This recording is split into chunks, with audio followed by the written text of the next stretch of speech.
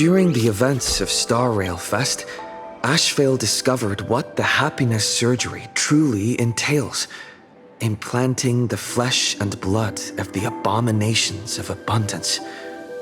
Given the gravity of the situation, we decided to go to Graphia Academy and first launch an investigation into Fullwish. During the course of events, we unexpectedly crossed paths with Fullwish herself. Also a survivor of the blood-stained games, she openly joined the Phantasmoon Games and invited supplicants to travel to Seafeld City, where the winner would be decided in a televised debate. During our exchange with Fullwish, Himiko realized that Fullwish might be a masked fool. As a result, I asked Sparksy to investigate the tavern for leads, and through that, we identified Fullwish's ability, the happiness syntax. Evanesia and Yao Guang established a cooperation agreement.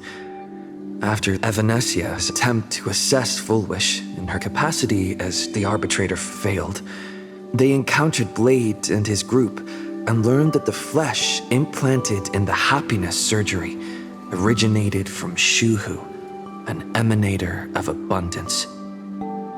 Himiko and I went to the TV station to take part in the debate and met up with Sunday and Ashvale, who had arrived ahead of us. However, the debate turned out to be a carefully orchestrated trap.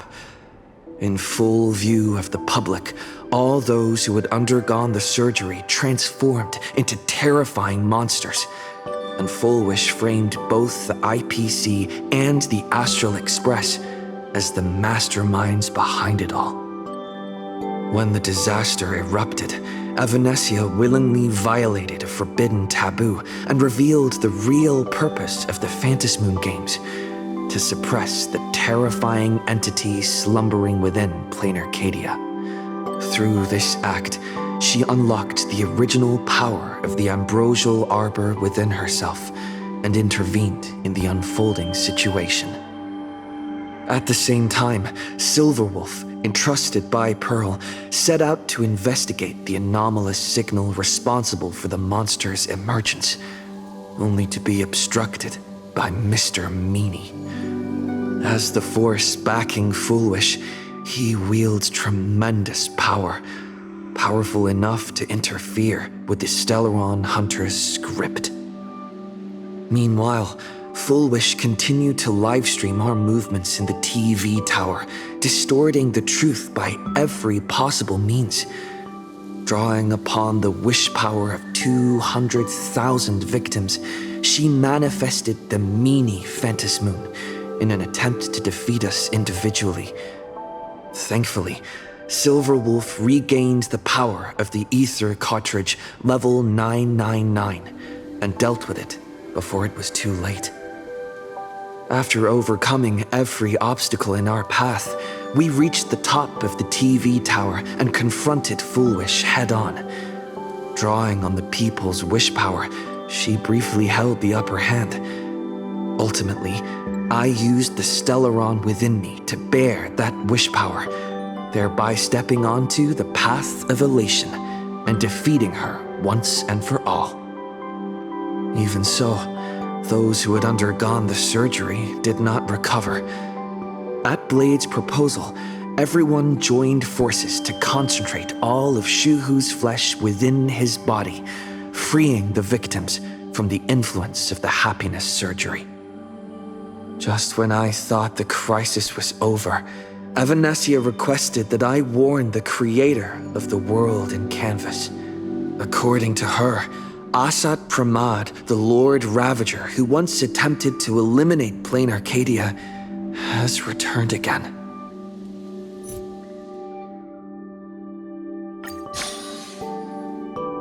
The city has been severely affected by the incident. Citizens are advised to remain patient and await assistance.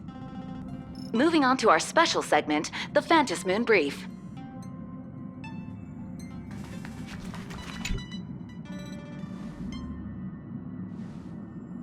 You're back!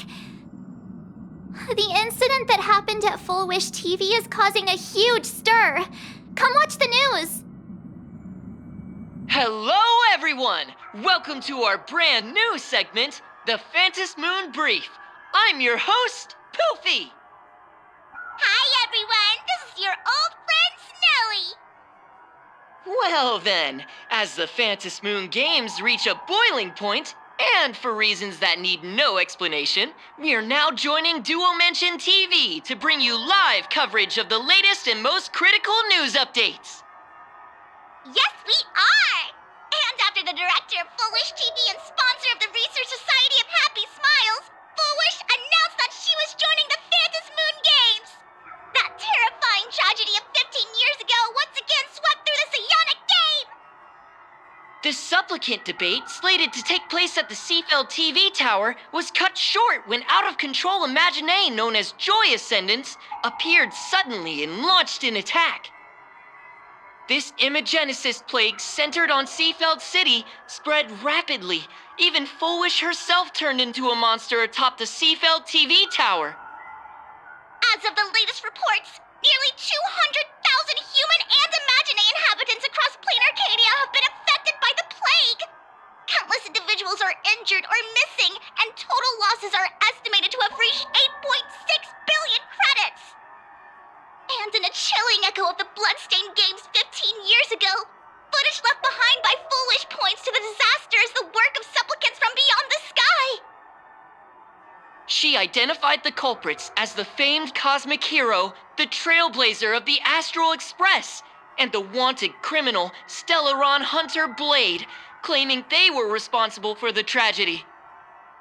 But a spokesperson for the Department of Aberration Defense said the disaster was planned and executed by Full Wish herself through her organization, the Research Society of Happy Smiles. They added that the investigation will continue and the organization will be shut down. Oh, how familiar that sounds. 15 years ago, they made the same excuses. What is the real story behind this? The Phantom Moon Brief will continue to keep you updated. Over 500 years ago, a prophet made a prediction. In year 1999, a terrifying devil will descend from the sky. Will this prophecy come true? Can Plain Arcadia safely make it through this crucial year? We will have to wait and see. Shame on them. How can they just say things like that on TV when it's not even confirmed? And the internet is flooded with fake news about you too. Also, those two hosts, weren't they from Full Wish TV? They were spreading nasty stories about you on the news before. And now look, they've immediately jumped ship after what happened to Full Wish.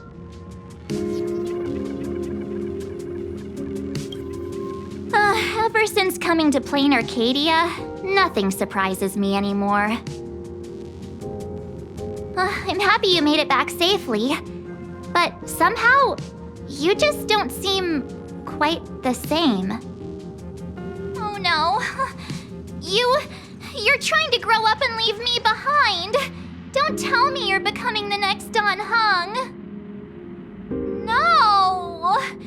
Is this what it takes to become a hero? If you're all grown up and serious, we just can't click like we used to anymore. Oh, right. Tell me about what happened at the TV tower. I've heard Don Hung and Sunday's side of the story, but I haven't heard yours yet.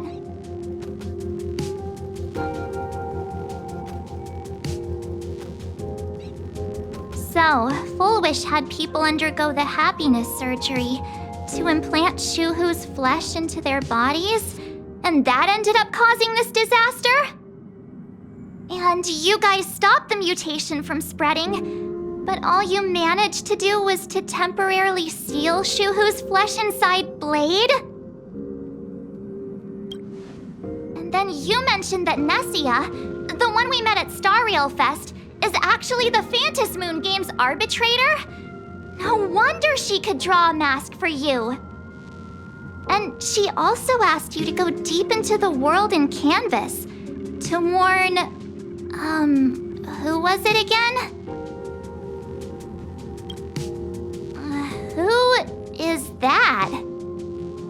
Yes, Graphia, Himiko's ancestor.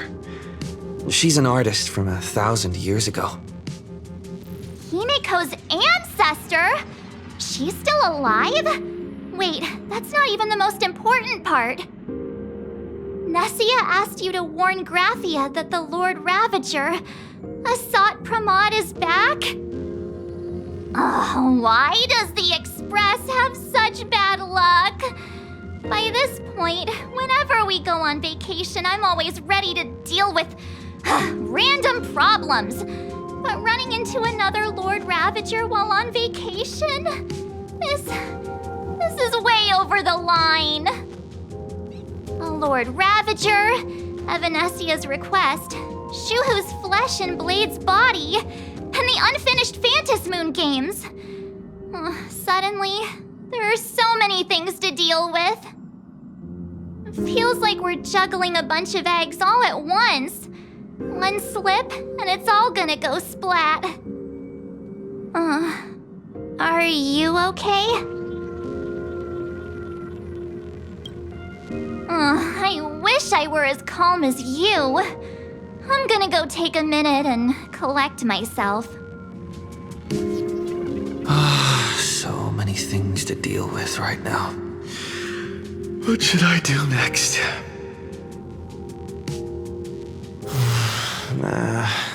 I've had a long day. I should just get some rest.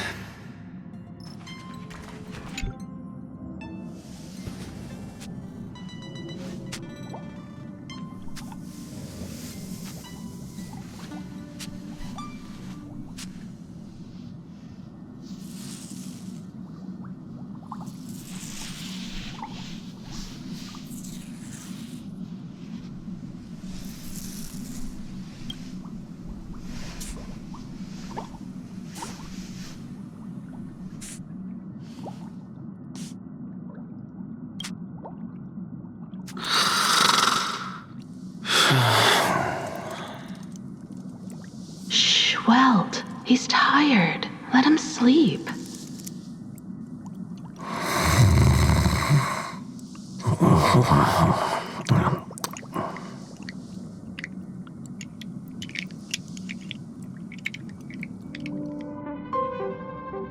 You're obviously tired. I never thought this vacation would become the prelude to yet another major war.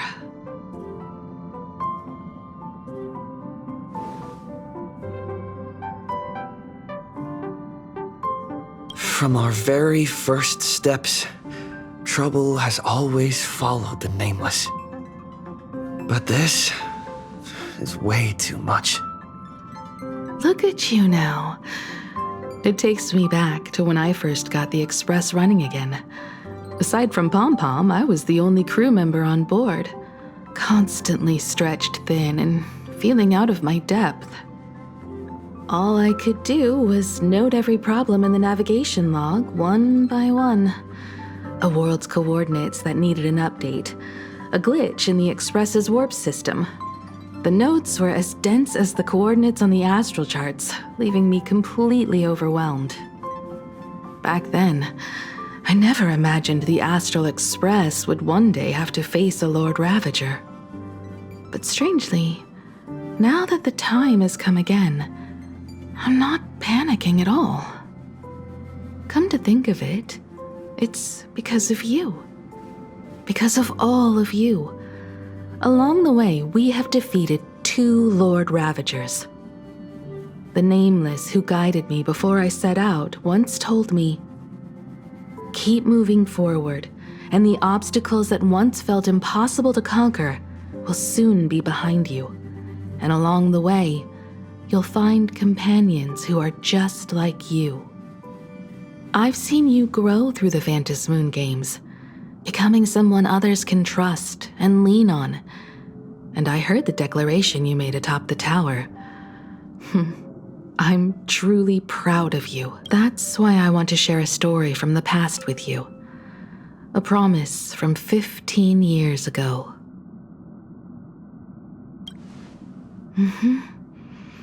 I promised someone that when the moon over my hometown was full again, I would go back to see her, to let her know I had made the most of this borrowed life and found companions I could trust with all my heart. I want to share this story with you all. The story of how my journey began. It's a long story, filled with many memories of my past. I'd also like to invite you all to the place where I repaired the Express and tell you everything bit by bit. All right, it's a deal. When I return from the world in canvas, you can make us... let Shush make us some coffee, huh? Then we'll settle in and listen to your story. Speaking of the world in canvas, March told me about what Evanescia said to you. Evanessia's request was not made lightly, and she was worried for a reason. Silverwolf saw that Lord Ravager in action too. According to the records from the databank and the IPC's investigation, Asat Pramad's campaigns often span centuries, and the planets he targets all end up destroyed in freak accidents, leaving their surfaces covered in only smiling faces. 1,000 years ago, my ancestor Graphia created the world in canvas. If that was to resist Asat Pramad's invasion of Ahatopia, then could this disaster unleashed through the Phantasmoon games be the prelude to his next invasion? That's the first of many mysteries. Based on our family history, we are clearly not descendants of any long-lived species. Quite the opposite. The weathering curse has shortened my family's lifespan for generations. What could my ancestor have gone through to still exist today? That too leaves me deeply curious. There are far too many legends about her. It's hard to tell what's true and what's not. Only two things are beyond doubt. First, during the Cinderth Age, she created countless Imaginae and sent them into battle against the demon legions from beyond. Second, near the end of one of the Phantasmoon games, she created the world in canvas to shelter inside it what was left of civilization and life. Which means she is not only familiar with Asat Pramad, but has also witnessed the manifestation of the Eon of Elation. Nobody knows just how big the plane Graphia created actually is. Over 140 years ago, the IPC tried to salvage the world in canvas, but they were only able to reconstruct part of it in the real world. That portion became what we know as Plain Arcadia.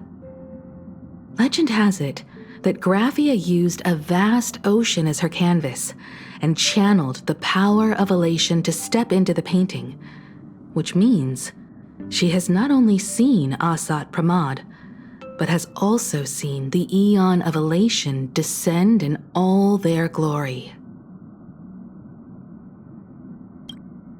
Good question.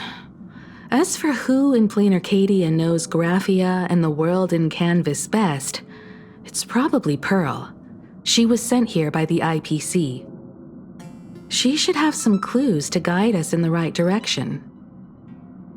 By the way, General Yao Guang is here. She says she wants to talk to you in private. I'm not sure if she comes with good news or bad news. She brought a little gift from the Cienjo, though. Mung bean soda. Go talk to General Yao Guang, then. Don't keep her waiting.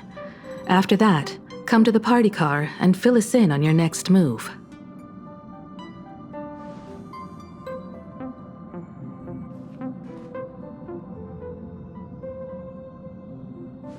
Nice to meet you, Ishvara.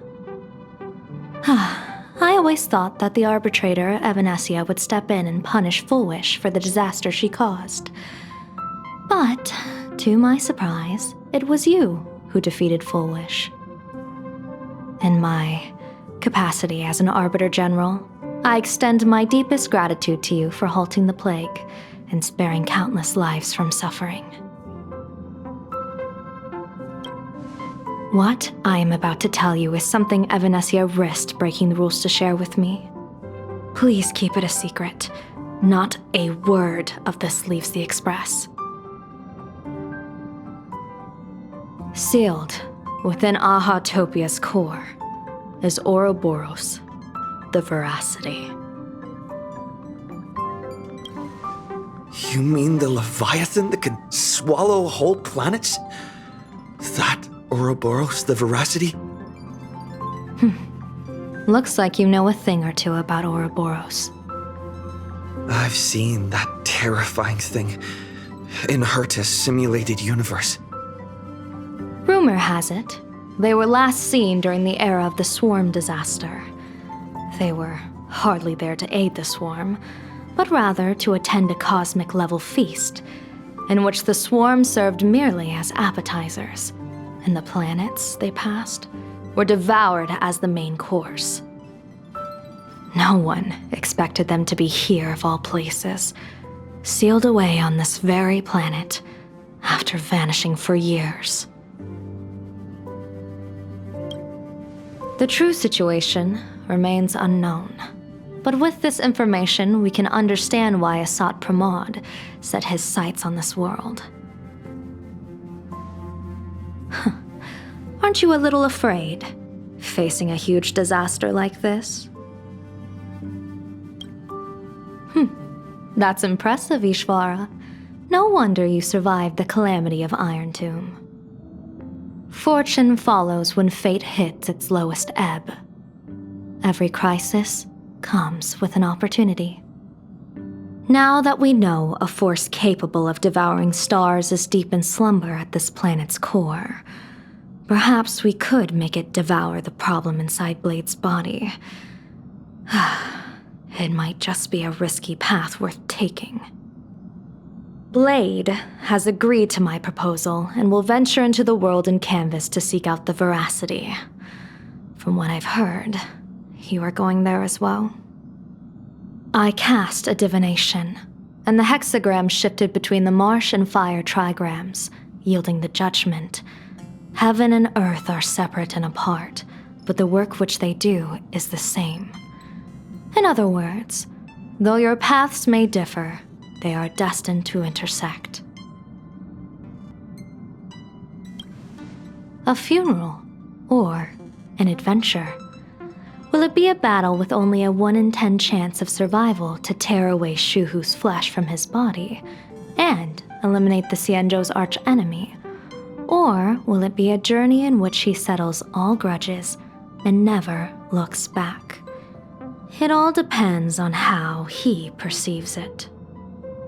Blade agreed to my proposal, even though that little Stellaron hunter girl wouldn't stop objecting. Betting? No, I don't see it that way. We are not chips laid on a gaming table, nor dice tossed at someone's whim. We trust in people, in ourselves, and in those beside us, knowing they can change the course of even the most desperate battle. That belief is what gave you the strength to overcome Fullwish. It is also the only reason I stay for this world. My purpose has never changed. I am going to draw the elation into my divination, and overturn a fate marked for great woe. I have a plan for how to handle Asat Pramod if he strikes unexpectedly, but I still need more hands to make it work. What miracle could cap off these games better than a finale that humbles a Lord Ravager? It will be a tribute to the elation. The shadow of the Lord Ravager looms, and from here on, everyone must carry their part of the burden. I will take my leave first. Before I set out, I still want to say a few words to everyone.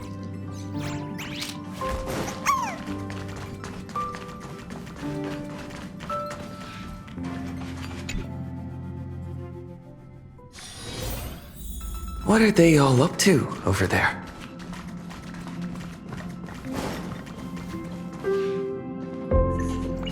Oh, there you are. We were waiting for you. We're here to celebrate the Astral Express making it through another trial, of course. Pom-Pom's heard all about your latest adventure. It's a modest celebration, but a meaningful one. You stopped Full Wish's scheme, and that is no small achievement. Regardless of what the people of Plain Arcadia or the media may say, we raise a glass to you. Exactly. You knocked out the mastermind behind all those creepy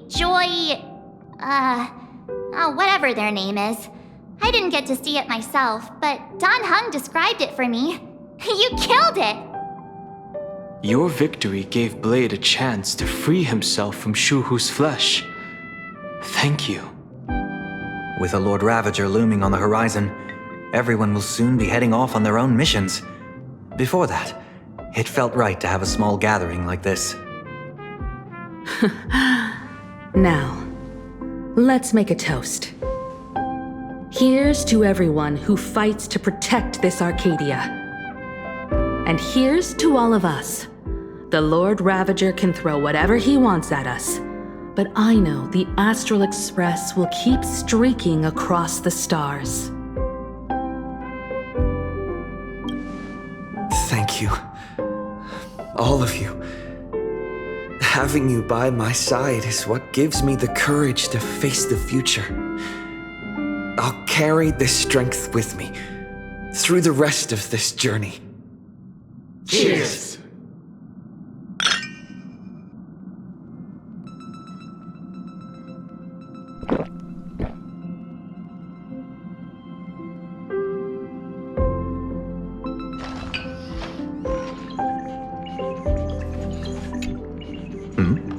Did you need something? I need a break. I felt worn out ever since coming back from Seafeld TV Tower. Right now, it feels like I'm back in Oak Manor's banquet hall. At those parties, no matter how tired I was, I'd have to clutch my glass and smile, keeping myself calm. Mr. Yang insisted I should get a full day of sleep, but I didn't want to miss the chance to toast with you all. I should thank you for letting me embark on this journey.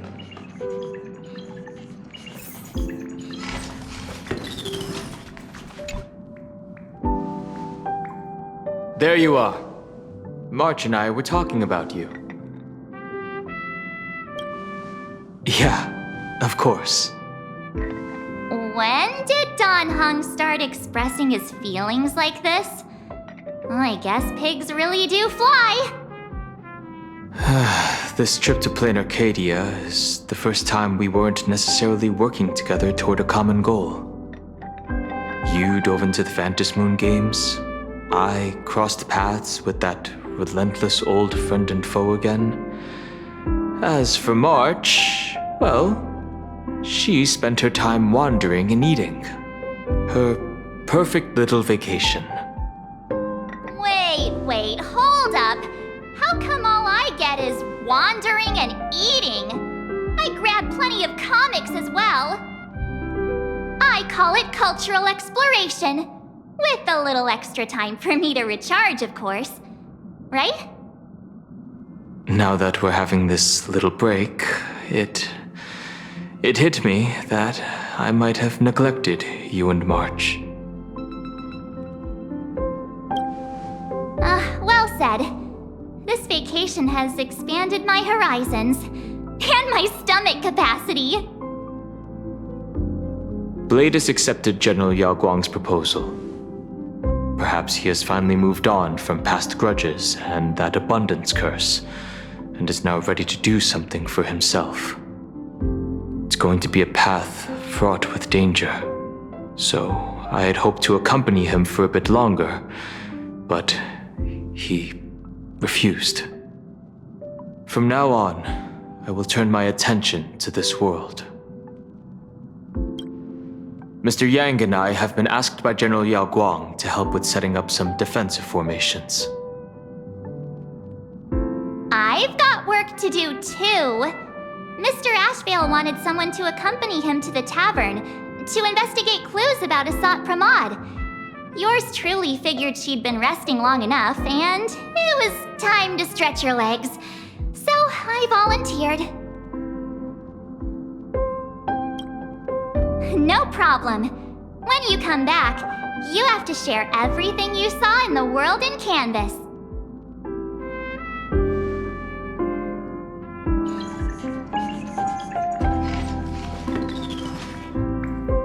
I heard from Sunday about how the televised debate went.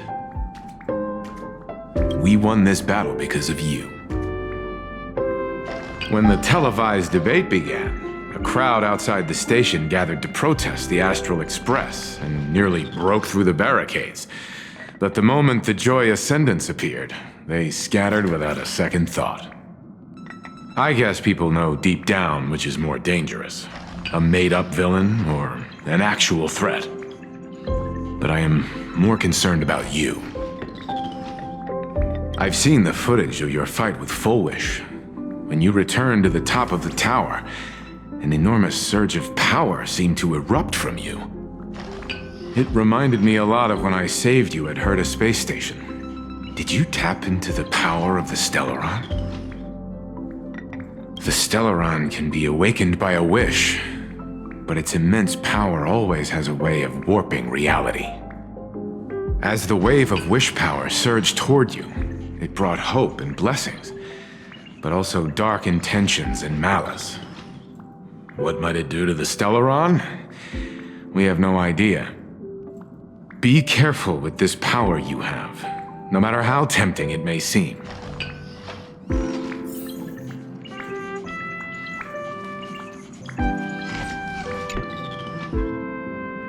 Oh, it's you! Pom-Pom heard you've got a solo mission coming up. Be safe, will you? Sadly, Pom-Pom can't remember most of what happened right after the Express crashed onto this world. Pom-Pom's memory of those years is like a fogged-up Express window. No matter how hard Pom-Pom tries, Pom-Pom just can't wipe it clean. But it's okay. After passenger Himiko repaired the Express, Pom-Pom got to share a one-of-a-kind journey with all of you. How did passenger Himiko appear? That's odd. Pom-Pom can't remember a thing. All Pom-Pom recalls is having a long and fuzzy sleep, then being woken by a knock at the door. And just like that, passenger Himiko was on board. The day passenger Himiko knocked, it felt like Pom-Pom was waking up from a dream. The Express's heart started beating again and the lights flickered on one after another. Graphia? Pom-Pom hasn't. But Pom-Pom always dreams of strangers when Pom-Pom's asleep. They seem to be bustling around the Express, and there are soft clinking and clanking sounds, just like the sound of stars twinkling. But every time Pom-Pom wakes up, their faces slip away. Pom-Pom is only left with a warm and comforting feeling, knowing someone had taken good care of Pom-Pom. Safe trip! Pom-Pom will take good care of the Express while you're away.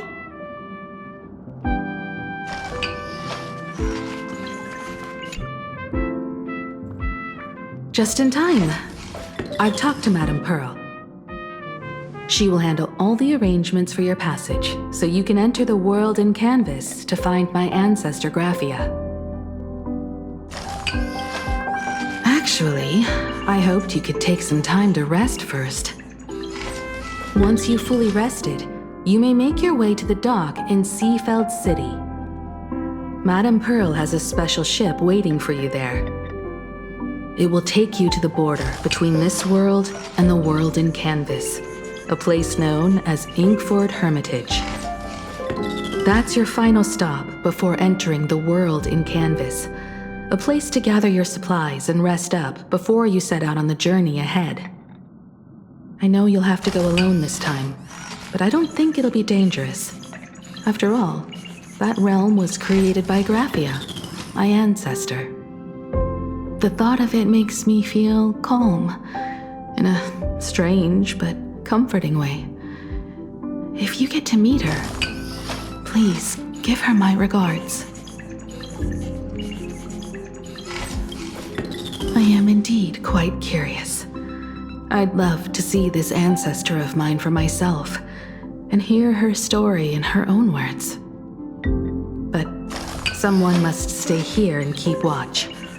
Madame Pearl wishes to confer with me and General Yao Guang about our next steps in dealing with Asat Pramod. So I'll be entrusting this mission into the world in canvas to you. Go ahead. Set out once you've rested up.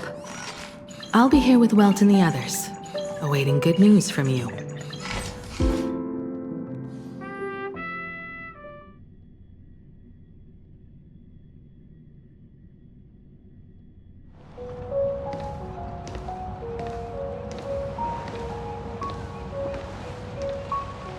In other words, that woman wants you to take Shuhu and jump straight into the Veracity and leave the rest to the Eon's stomach acid?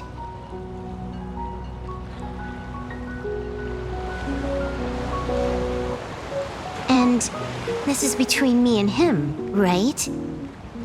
Why are you tagging along? Relax. I'll say my goodbyes and be gone.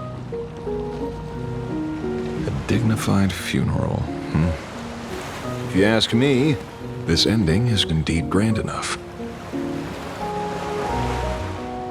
I don't care about any of that. There's only one thing I care about. Does he have to die? Here's a piece of advice, little cub. Whether he lives or dies is his choice. That's the one thing you don't get to decide for him.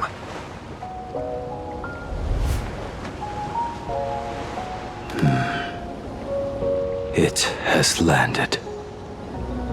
What? Nothing. Just a seabird landing on the rocks. A blade forged of mortal steel cannot sever an undying fate. If Shuhu is to be put down, the options are few. And that Leviathan is one of them. In time, people will say this. The culprit of the Juming gave his life for the greater good and plunged into the abyss alongside the abomination.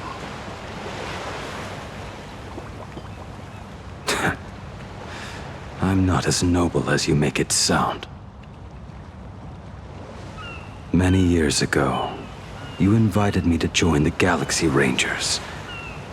I refused for one reason. I'm a petty man. I was never born to carry some greater good. This is between Shuhu and me. Nothing more. Can't argue with that. A Galaxy Ranger through and through. Well then, I won't say anything more. Blade, you sure about this? For years, death has clung to me like a curse, etched into my bones. If there is a chance to make a god feel the same pain, I would do it, even if this body is reduced to ash. As for everyone else, there's no need to drag them into this. We'll proceed as Yao Guang proposed.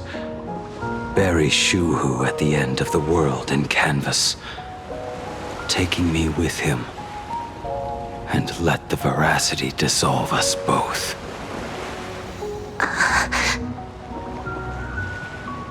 Take care.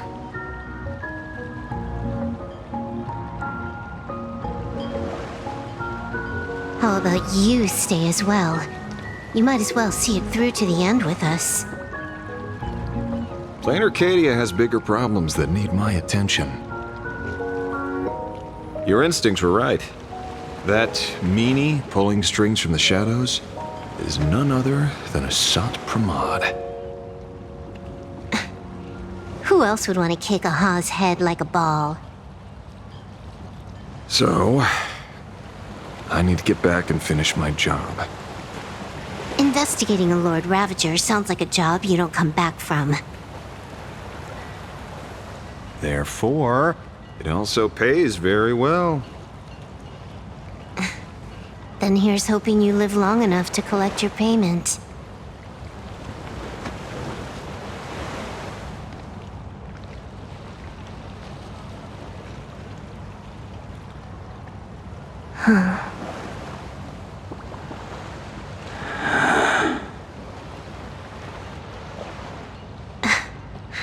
Every time, when it's just the two of us, you go quiet. You know what I'm going to say. The seabird's flown off. It's time for us to go too.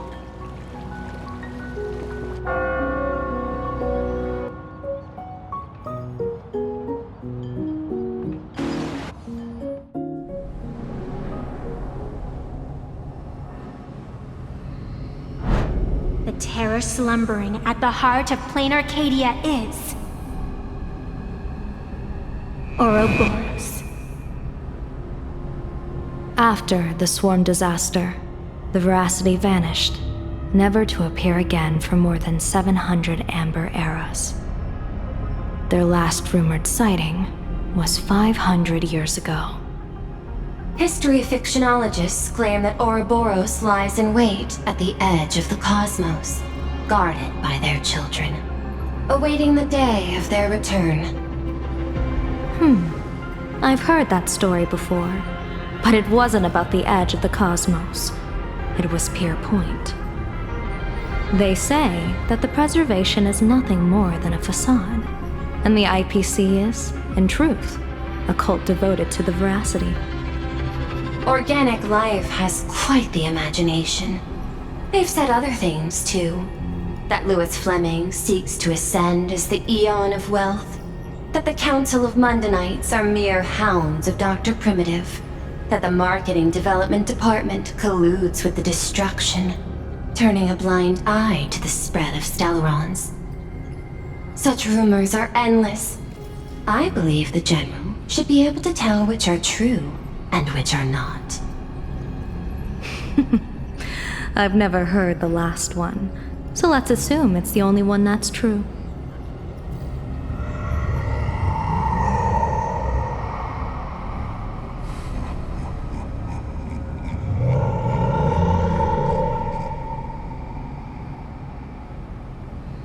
Such terrible breath. Once this Leviathan awakens, the Arcadia's destruction would be all but instantaneous. For now, this remains conjecture. The sealed remains appear to be a husk that Ouroboros once shed. Why it's here, and how it's connected to the elation, remain unknown. Yet even a fragmented remnant of an Eon is a threat that can't be ignored.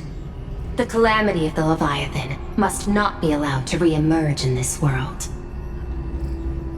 Naturally, that is why I'm here.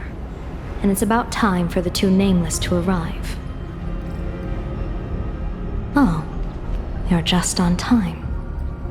General Yao Guang, as instructed, warding talismans have been placed at over a dozen sites across Plain Arcadia. My thanks. It was Mr. Yang's talent of creation out of nothing that allowed us to reproduce dozens of plumes and complete the deployment with such speed. Now, with Yin and Yang aligned, and all four aspects in place, as long as we set up the last formation core, the Decalight reflection barrier will be complete. Using the divine eye of the Spiritus to weave a giant web, one that ensnares countless possible futures. General, Have you truly made up your mind? Though Shuhu has been eradicated, the signs of doom have not faded. On the contrary, they grow ever clearer. After much consideration, the source can only be this restless corpse. One crisis is yet to pass, and another is already upon us. The Arcadia's ley lines were already riddled with scars, and now even the ancient tree's seal is starting to loosen. While Evanesia is asleep, someone must take up her duty to guard this place. But defending isn't the way of the hunt. If you don't want to become the prey, you must become the hunter. General, do you intend to go on the offensive and suppress the remains of the Veracity? How could I? The Joy Seeker could barely confine that husk using the Abundance's ambrosial arbor as its cage. I'm not that arrogant as to place myself alongside the gods. I'm not here to guard against an Eon, but against a lesser menace. Lord Ravager Asat Pramod. This barrier is prepared for him. Asat Pramod has been meddling with the game from the shadows. His intentions unclear. We know little about him or the Veracity. By chance, however, a friendly citizen has provided us with intel. Ouroboros' remains are in Ahotopia, aren't they? Silence is an answer in itself. I've seen that reaction too many times. I'm not surprised that you were the first to discover it. You were in the Torn Scroll too. The probability of you noticing was 24%. That's a little low, don't you think? I'd put it at well over 90. What I don't understand is this. There were countless ways to verify your hypothesis, yet you chose the most unconventional one. You bypassed security and broke into the building to confront me in person. What is your objective? This is no confrontation. It's a warning, Madam Pearl. I'm a security officer, and there is only one reason I'm here. While everyone else is fixated on the Phantasmoon games, only the Department of Aberration Defense is watching other places. Like the location where the new Herald of Death case was closed? Correct. The incident involved 4 Daybreak warriors, 3 nameless, 1 detective, and 1 officer. But just moments ago, a 10th set of footprints appeared at the scene. After the investigation, we learned that the traces were left deliberately. A blatant provocation. The Lord Ravager bent on destroying the Elation came uninvited. Make no mistake. Plain Arcadia is a stage he chose with care, and drawing the Abundance into the fray was hardly a whim. Our top priority is to dispose of Shuhu's flesh properly to prevent it from falling into the wrong hands and causing another calamity. That said, we cannot afford to ignore Asat Pramod's next move. This giant web is prepared for that very purpose.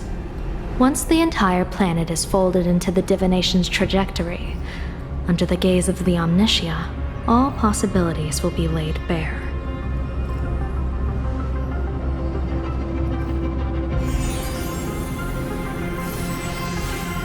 When that time comes, he won't wish to leave any footprints behind. One final question. Why did the Lord Ravager choose to visit this place? Does he have an ulterior motive? Or is this merely some twisted joke? That question should be left to the professionals. Don't forget, we have a detective who can't seem to rest. Let's hope the accumulation of variables can tip the scales in our favor.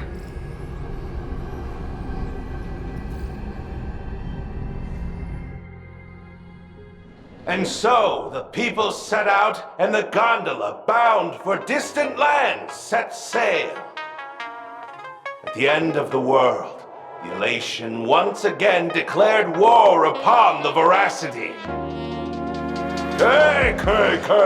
Frail little humans! Ouroboros split their mouth wide open. Whoever can fill my whole mouth with but a single thing shall receive a reward, my tongue. The fool known as the Shepherd captured a comet, but it wasn't even enough to fill the gap between the Veracity's teeth. The bartender Braji opened the wine cellar, yet they only grew drowsy, drifting off to sleep. And en route, he crept up to the Veracity's ear and told them a corny joke. The Veracity pondered it for 10 amber eras, then burst into laughter at their own amusement. En route spread his hands and said, "See? I filled your mouth with laughter." Then what happened? Then the Veracity said, "Are you kidding me?" And with that, they opened their gaping maw and tore en route to pieces. What kind of nonsense is that? Those are the facts, my inquisitive auditor. If you want to hear more stories, you're welcome to discuss with your classmates.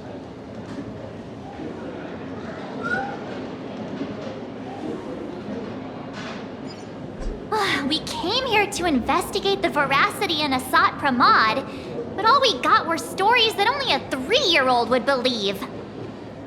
Rumors don't just appear out of thin air. It's just a matter of how much truth you think they hold. At least 90% of that was made up. Sometimes that last 10% is all you need.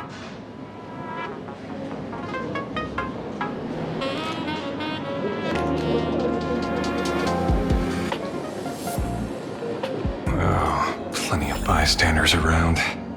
Let's hear what they have to say.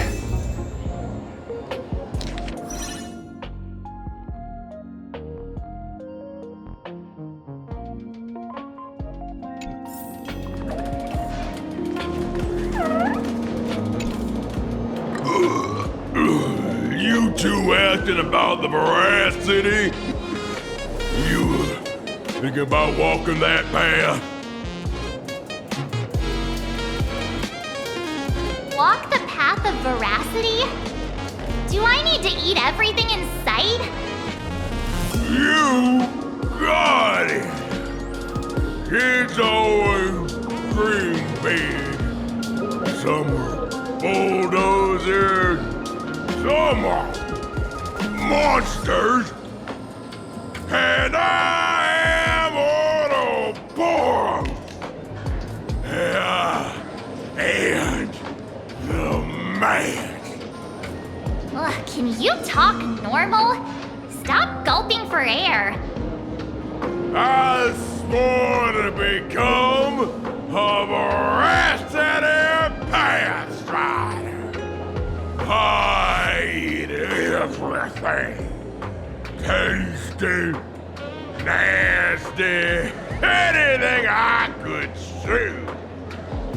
Finally, I pinched my nose and swallowed loose mouth, and they looked at me! Ouroboros? Nah, very regrettable. Enough already.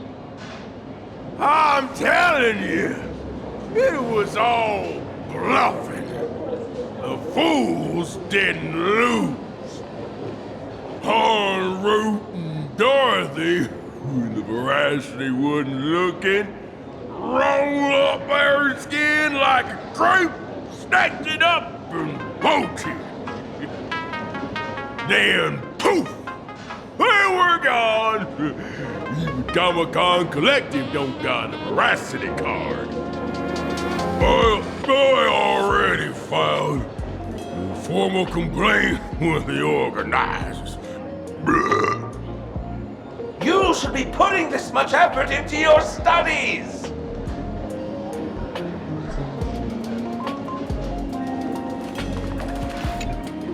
They say a dull pen beats a sharp memory. My memory's dull, and my pen's not much better. Then you must have a lot of stationery. A kindred spirit. Miss, it seems you're one of us as well.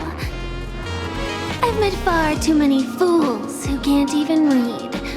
Oddly enough, those of us who truly love learning are the rare ones. Interested in studying the knowledge of the laughter? I have a reference book here. You can have it.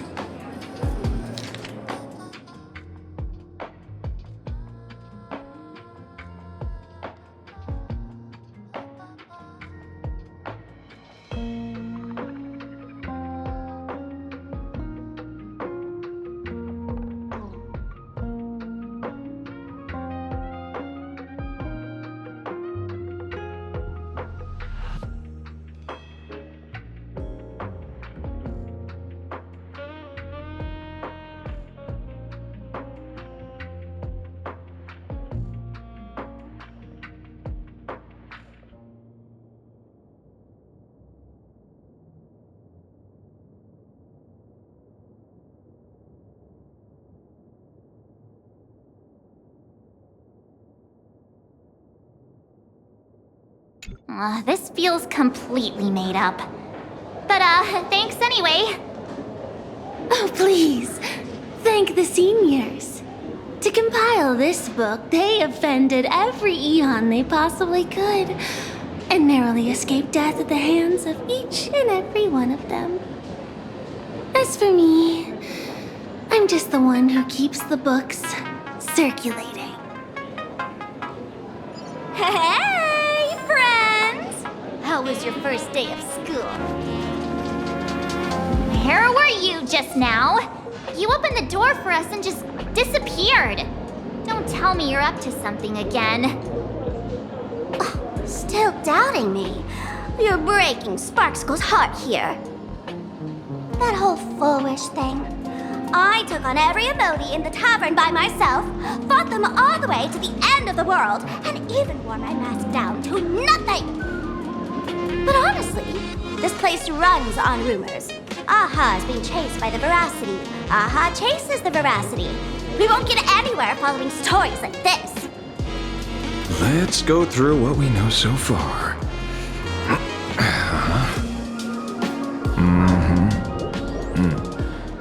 Ooh.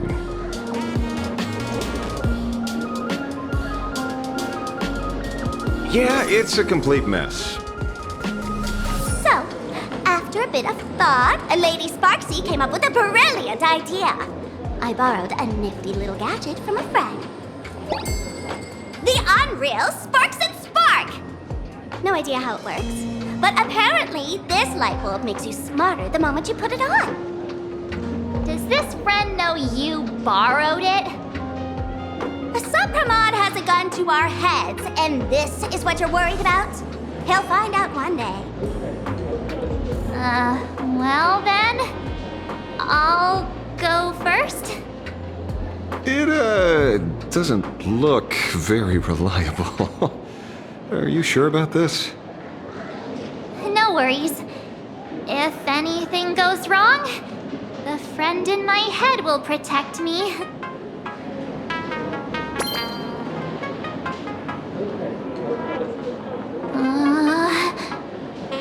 Doesn't seem to have any effect. No, it's working perfectly. I get it now. All of it. No need to dance around. Our enemy is a Lord Ravager. There's only one question we need answered. How does Asat Pramod plan to destroy Elation? Correction. The effect is very obvious. Judging by Nanook's habit of picking Lord Ravagers, I wouldn't be surprised if Asat Pramod was once a masked fool, and therefore knows Aha's weakness. The Arcadia is like a microcosm of eons and paths. People indulge themselves in fabricated happiness, unable to pull themselves away from it. Many have expressed their concerns. This isn't elation. Aha is playing with fire. A classic social realist deduction. Old-fashioned. Ooh, but effective. We're closing in on the truth.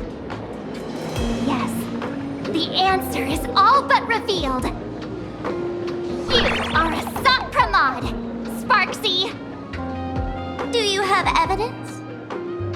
Of course. The truth is so simple that everyone overlooked it. The evidence is...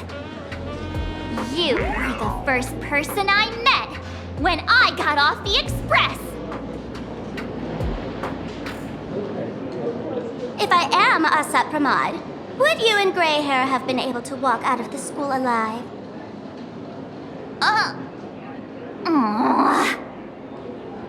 Yeah, fair point. Just take that thing off already. That's weird. I thought I was on the right track. Let me give you a lesson. Deduction isn't about people skills.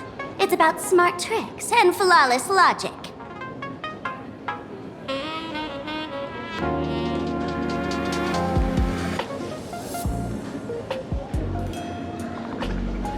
Watch and learn. Sparkle, master of the classic whodunit, has entered the chat.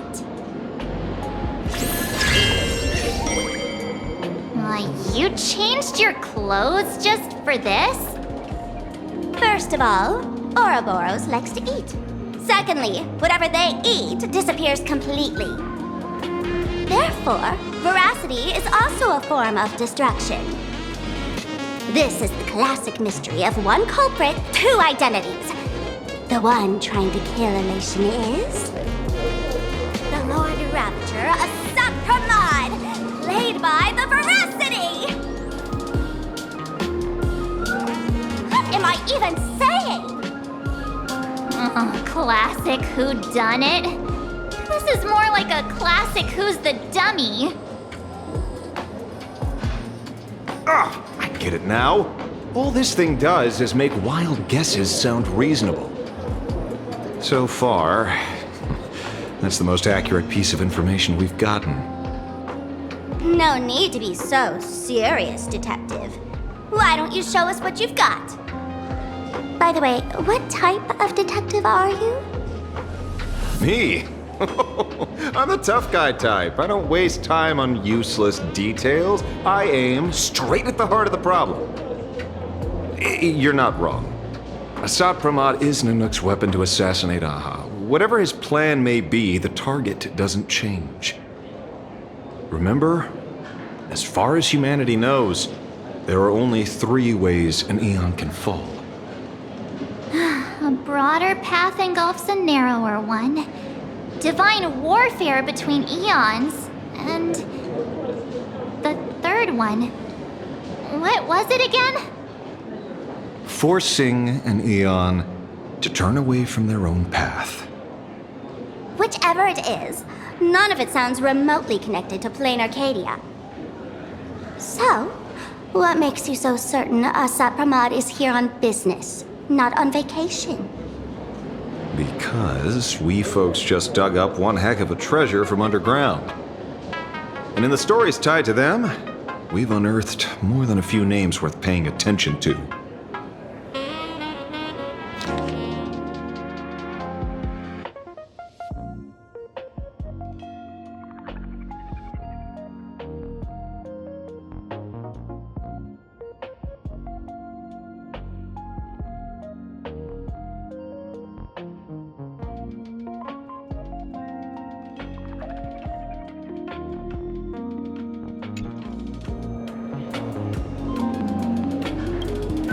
That's just a title.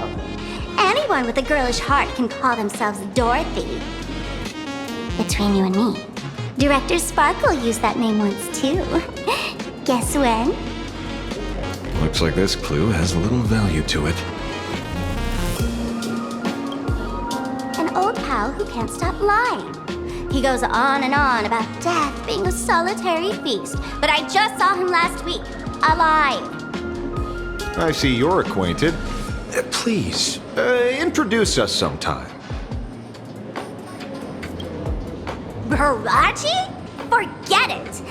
He's good behind the bar, but slippery as an eel. Ask him to work for Nanook, and he'd run away on the spot. The former bartender of the tavern, everyone knows him. Couldn't be him. Him? He caused trouble in Gotham City a few days ago. Pearl threw him into prison. I know. I was the one who caught him. Right. He's the one I can't stop thinking about. The stories change every time, but they all circle back to the same logic. En route defeated the Veracity by some means. You're right. Then who is this en route? Do you know him? En route. Of course she does! Everyone in the tavern knows that name. Long ago, its owner grew tired of jokes, cast aside his mask, and walked away. Some say he became a morning actor. Others say he jumped into IX's black hole. But none of that matters. What truly matters is that you have my unreal Sparks and Spark. I knew it. Give it back, give it back! That's a big order my client wants immediately. What do you mean, give it back? It just wandered off, and I happened to find it on the way, so I brought it home. You want it? Here, take it now. Absolutely not! Wait, right now? This doesn't sound like you at all. No. If it's a no, it's a no. Yes, I'll keep it. Bye-bye.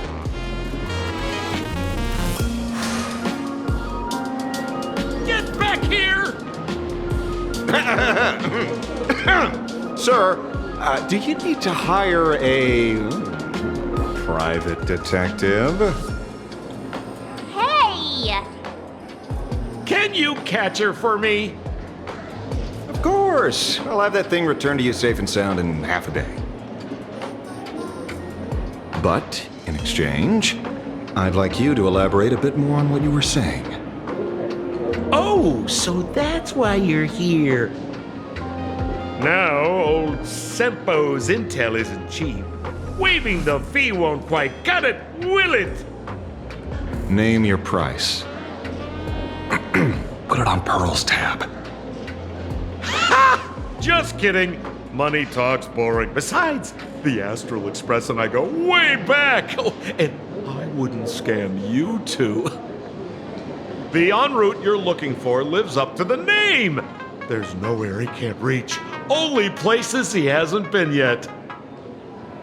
He's the gold standard of the masked fools. He only shows up where he's least welcome. A morning actor's stage, a friend's wedding, even inside the Veracity's mouth. All for the sake of a good laugh. Oh. That lines up. Sounds like the origin of the legend. So, he's a friend of yours? Not a chance! Back when old Sempo was still a kid, en route was already a name in the history books. He left the tavern during the Second Prosperity. They say after hearing 30 trillion jokes, he never laughed again. Before he left, en route said one thing that, at the time, no one cared about. Elation has been dead for a long time. Where did he go after he left the tavern? The tavern has 10,000 mouths, all telling different stories. All I know is this. He said he was headed for the true world's end. and then he vanished without a trace. How do you know all this? Oh, I've been around long enough to have my own channels. Just trust old Sempo. And about catching Sparksy? Leave it to me. I keep my word.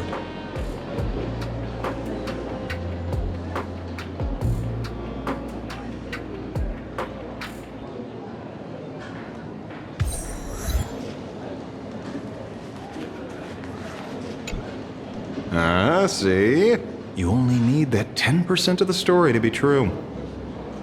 The last thing he said was really scary. So many unanswered questions about en route. He has to be tied to Asat Pramod somehow. But our leads at the tavern have run their course. Let's go pay a visit to another expert next.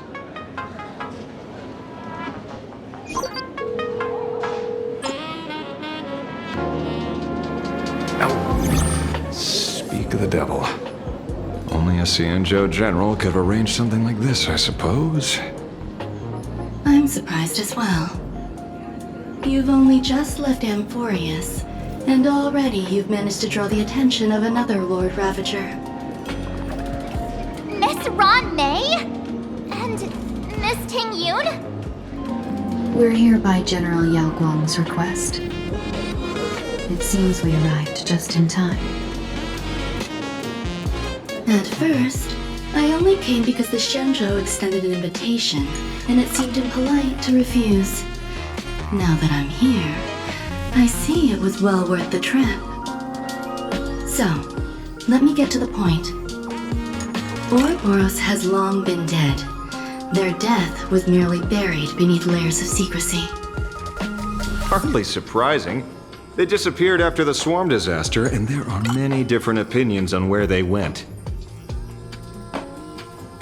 The Intelligentsia Guild claims the Veracity ate their fill and entered hibernation. I don't buy it. Those scholars are fond of post-meal naps themselves, likely just projecting their own habits. You seem surprisingly calm, which makes sense. After all, the shadow in your right hand is evidence as well. Why don't you tell everyone what happened to the Galaxy Rangers back on Von Walk? Von Walk? Sprightly Von Walk. I've heard there's a particular phenomenon that occurs on that rainforest planet. Plants multiply and grow and are then harvested like wild grass. A cycle repeating every few decades. Almost identical to the Phantom Moon games. But how are the two connected? When you hear plants and growth, shouldn't that make you think of abundance? Huh. Wait. It seems you figured it out. By coincidence, abundance is another thing the two worlds have in common. When coincidences pile up, they cease to be coincidences, Mr. Ashvale. No. Leader of the Rangers, Mr. La Mancha. Perhaps you could explain this to our nameless friend. Back on Von Walk, I'd already long since stopped being a ranger. Your conjecture is basically correct, Miss Ron May. You're not the only genius to take life as a subject of study. By the time I arrived, the atavistic experiment was already approaching its final phase. Dr. Primitive had set his sights on an ancient leviathan. Beneath Von Walk's surface, there also lay the remains of the Veracity. You stopped him. The Rangers stopped him. Back then, Mr. M was still human. Now, deep beneath Ahatopia, another corpse of the Leviathan lies buried. If I'm not mistaken, there are countless other worlds carrying out the same ritual. Aha sealed Ouroboros' body among the stars, suppressed it with abundance, siphoned the power of the Path of Veracity, and called it a game. This is what people call the Phantasmoon Games. Why would they do such a thing? You may remember, the Express once delivered a Leviathan's carcass to me. That wasn't the only one in my collection. By arranging remains from different eras in sequence, I discovered something rather intriguing. At a certain moment over 1,000 Amber eras ago, just as Akivili began traveling in pursuit of their ideal, all creations of the Veracity lost the same organ, their taste buds. What does that imply? The purpose of consumption changed. Be they spawns, depth crawlers, or void song whales, their genetic markers encoding gustatory organs vanished entirely. Creatures walking the path of Veracity became nothing more than biological black holes, consuming without discrimination. This was not natural evolution. Through the simulated universe, I identified the point of divergence in history. A concept had disappeared from the path of Veracity. Consider this. What do taste buds provide? Yummy flavors? Precisely. Savoring something's aftertaste is an act of elation. So Aha stole the original Prima Mobile of the Veracity? The simulated universe proves nothing on its own, but the primal desires of life have always been entangled. Think of it as my intuition. The conflict between the eons of elation and veracity stretches all the way back to primordial times. How many people know about this? There used to be 2. I only told Yu Qing 2. Now, there are 5. After this, I can't be sure. Exploit the old conflict between Aha and Ouroboros to ignite a divine war, or allow intersecting paths to devour one another. Of the 3 known ways to kill an Eon, the Arcadia fulfills at least 2. Now who still thinks Asap Brahman is here on vacation? But you still haven't explained where it came from. You mean the shadow? It has nothing to do with Funlock. Oh? Call it a twist of fate. This isn't my first encounter with the Astral Express, nor my first time dealing with a Lord Ravager. When my home was destroyed by Zulo, I had a brief encounter with a former navigator. A navigator of the Express? Yes. Starseer, I see. He'd already retired by then. He was the one who told me about the shadow. According to IC, it was one of many remnants left behind when the Express first carved paths along the edges of the cosmos. I led the Rangers to suppress the shadow and devised the plan to assassinate Zulo. But I never learned why it was there in the first place. Don't you find it strange, Mr. Ashvale? Strange? When coincidences pile up, they cease to be coincidences. Like an experiment with results that are too perfect, it's enough to send a chill down your spine. If you don't mind, let's walk through the whole thing once more. Earlier, what did you 2 uncover in the tavern? Someone suspected to be a Sat Pramod knew about the Veracity's secret.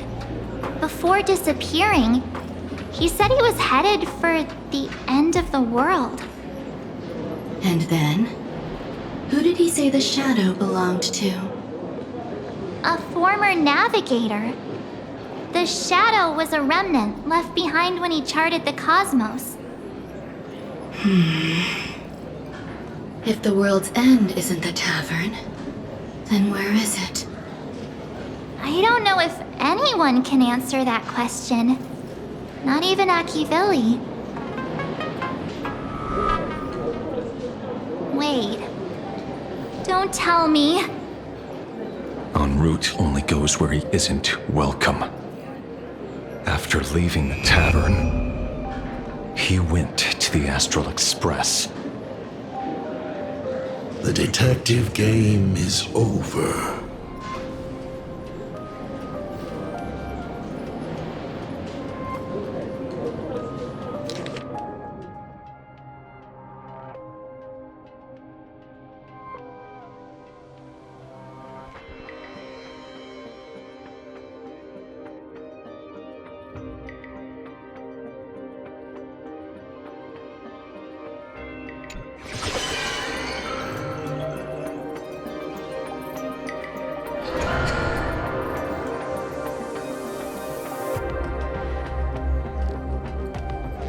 I have to say, not many people can make me change my plans. Whether in the past or present, you've always been one of them. So, it is you. You know how it is, kid. I've always enjoyed arriving uninvited.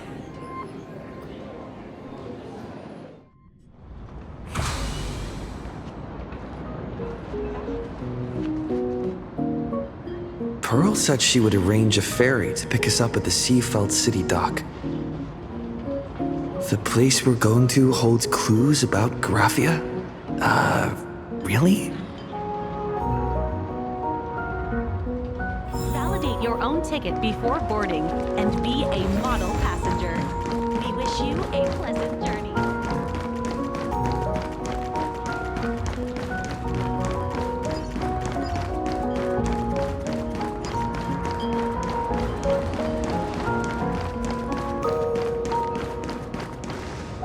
It is an honor to, well, shall I say, be of service to you again. To be honest, when Madame Pearl invited you to visit the Perlux Tower, I was supposed to be your guide. I ended up being replaced by a total fraud. My name is Feld. By order of Madame Pearl, I will be escorting you to your destination.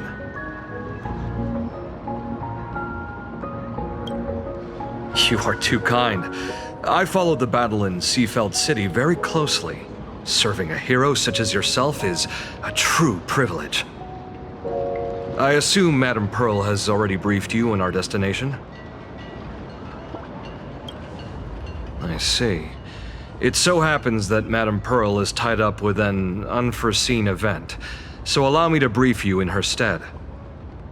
The destination of our boat journey is a hotel known as Inkford Hermitage. It is situated at the end of a Dovebrook tributary that ultimately flows into the sea. It is one of the points where the world in canvas intersects with reality. Yes, to be precise, she lived there 1,000 years ago. Legend says the miraculous encanvassing of the mortal world happened there. Would Madame Pearl, a die-hard fan, pass up a sacred site like that? Word is that Madame Pearl just flicked her wrist, signed a check with an astronomical figure, and bought the whole plot of land. She also snatched up every single piece of Graphia's lost works she could find without bothering to verify their authenticity. Whew, I guess money really does let you do whatever you want. That's not even the half of it. I don't know where her obsession comes from, but she's dead set on the idea that Graphia is still alive. If she gets even a whiff of anything remotely related to Graphia, she's got her people on it at the snap of a finger. But all they could find were Imagine knockoffs, random, pretty redheads based on nothing but imagination. I bet her reaction went something like this. Objective. Locate the original. Error. Detecting excessive quantity of low-quality merchandise. You! I remember you! You're that fraudster from Perlux Tower! Perlux Tower? I've never set foot in that place in my life. Oh, I know it's you! I've seen the footage. You're wearing the exact same outfit. Oh, a slip up in an otherwise perfect plan. Relax. Your job is safe this time. Cut it out, you scoundrel! You can't talk your way out of this. Who exactly are you? This is the author of Fluffy Across the Blue, Blurry QR Cult. Huh. Is that so? My apologies. How rude of me. Miss Colt, it's an honor to finally see the face behind the work. Please pardon my yelling. I didn't know. No worries, no worries. Well, yes. Would you believe it if I said I was going on vacation? Miss Blurry QR Colt, let's be clear. You are being transported under escort. Your current credit balance is in the negative. Madame Pearl has offered you a lifeline by asking you to complete the next volume of the Fluffy.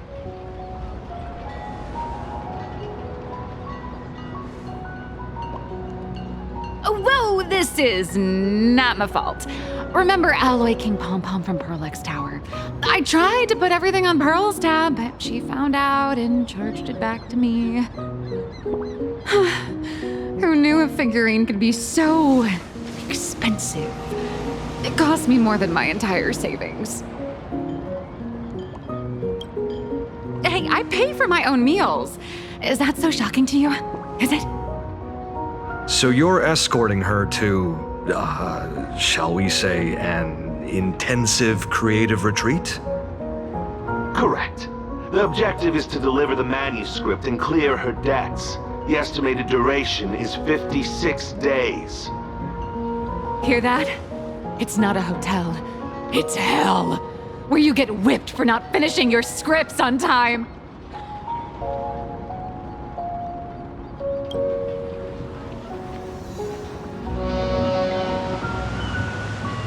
The boat has arrived. When you're ready, let's begin our journey to Inkford Hermitage. Please, mind your step as you board.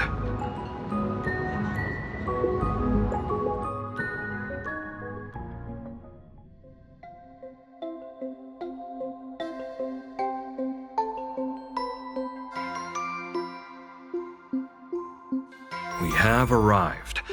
This is the snowy shore of the canvas world, Inkford Hermitage. Are those Wispe floating on the water?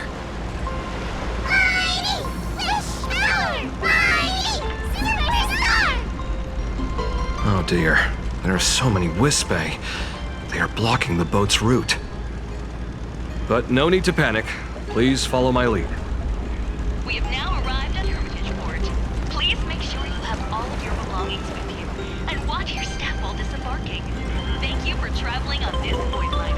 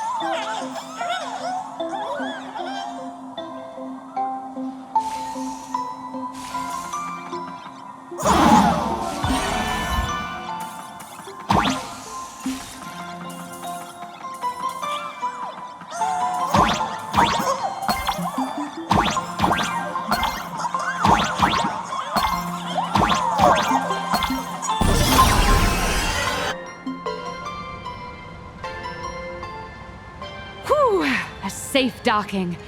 For a second, I thought we were going to hit an iceberg or something.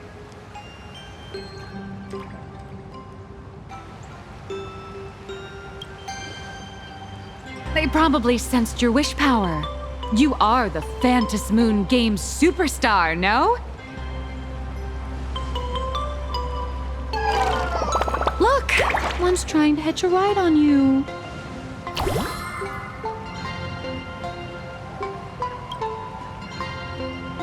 Must have been when we came ashore. Oh, what a devoted fan.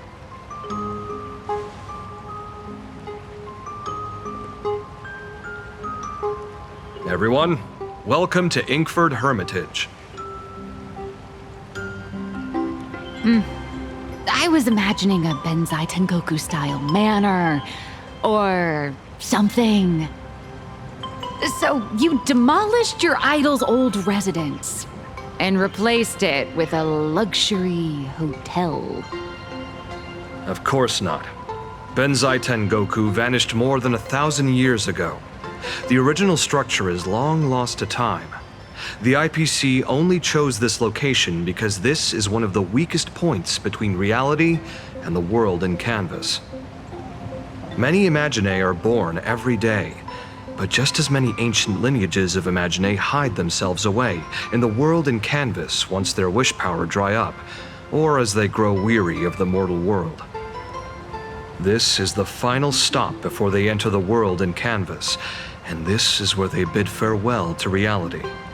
They rest here, organize memories spanning centuries, and then pass beyond the point of no return.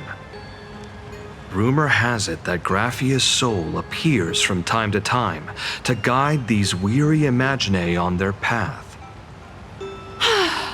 There's a sense of parting in the air. No wonder the soul of the mother of Imagenesis feels an attraction for a creator. This must be the finest well of inspiration. Miss Colt, now that you're in this well too, you ought to make the most of it. Let's go. I'll lead the way.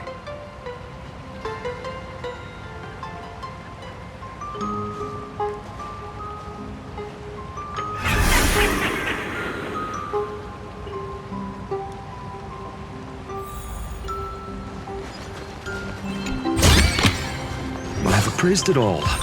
No fakes.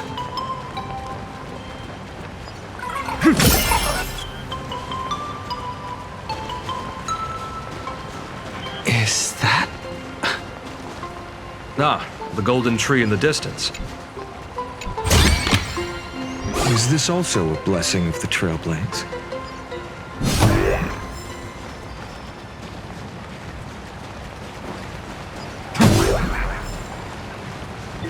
All those years of effort, and at the end I still live somewhere this small.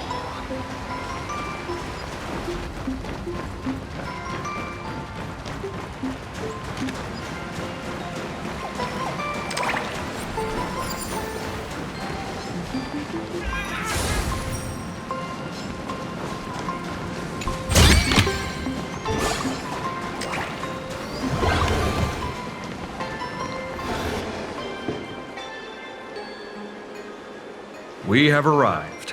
The hotel staff will take over from here. I'll take my leave.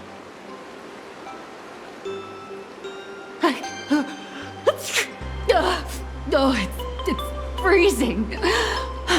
It's cold enough for a typical snowstorm mansion murder mystery. Anyone here? Here. Hello?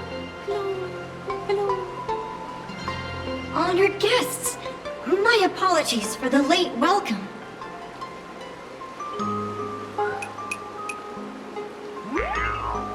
Oh, no wonder it's so cold. It's an actual snow wispy. Hello there, little one.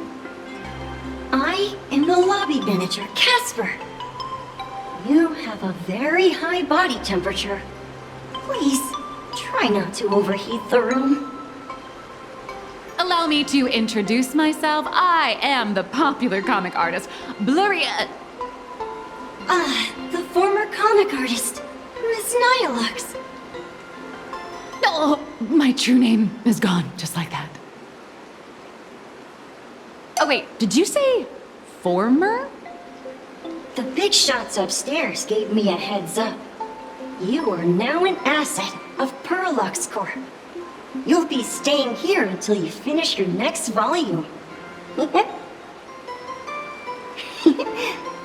Every guest in this hotel is an Imaginé with quite a history.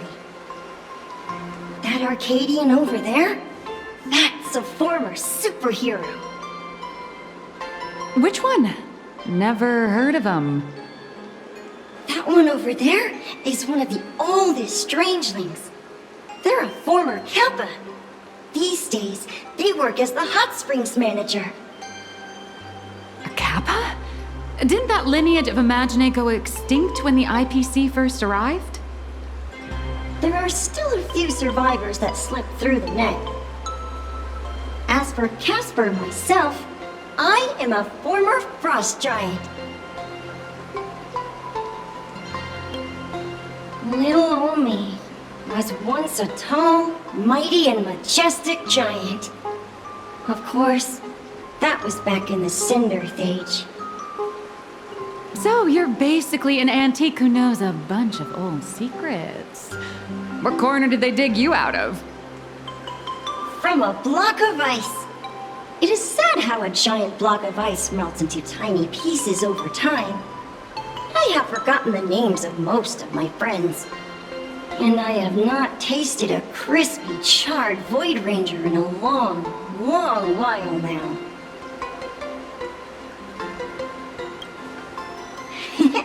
Indeed, another glittering nameless. Another? How's that? That is a secret.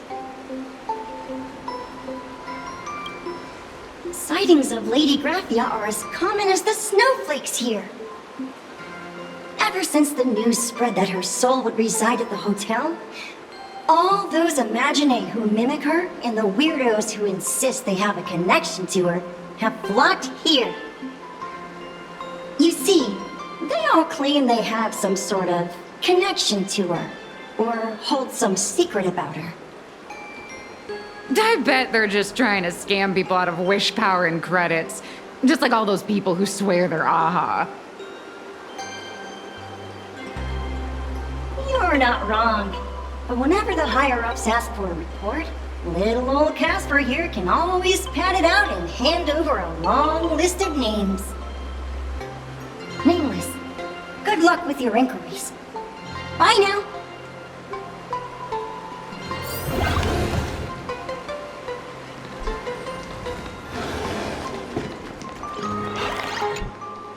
You can see me, and I shall hide no longer. Indeed, I am Graphia, the sovereign of all paintings, the source of all schools, the mother who birthed all Imaginé. Unfortunately, my wish power is spent, and I can no longer weave my imagination arts. But you and I share a fate, with just a few wish bays to aid me. I am Graphia. If you're giving away wish bays, you should give them to me. No, I am Graphia. Does this red armor not make it obvious?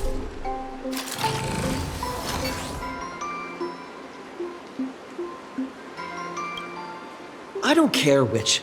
One of you, come help me fight the Lord Ravager. The Lord Ravager? To be honest, we are Graphia, but we're not Graphia. Simply put, we are Imaginé born from people's imaginations of Graphia. As for me, I was sketched by a rather unskilled illustrator for a history textbook, which explains why I look a bit rough. I am a wispy form from the concentrated longing for Graphia in plain Arcadia.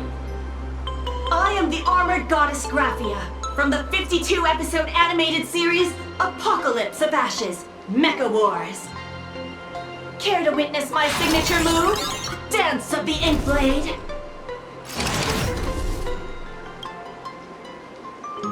If you're looking for the real Graphia, I'd suggest you give up.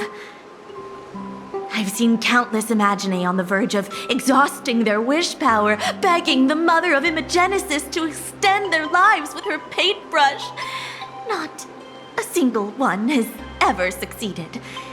In the end, only those of us making a living off the Graphia brand are left. When it comes down to it, she's nothing more than a legend. Who knows? Maybe the IPC made up some story to boost the hotel's revenue. I mean, the Cinder's age was over 1,000 years ago. Maybe the only thing left is the longing for Graphia. There's one very simple way. She created all Imaginae with her brush. Word has it, she waits at the end of the world in canvas to see off those whose time has come. But every Imaginae who has seen her is, of course, dead. So dying is the only way, huh? These three aren't just fakes. They're also wackadoodles. As I suspected, finding Graphia was never going to be easy. Besides us, there are plenty of ancient Imaginae living here, ones that have long gone extinct elsewhere. Some even claim to be original works by Graphia herself. If you're serious about finding Graphia, you should try asking them. I heard Graphia is still here in this hotel.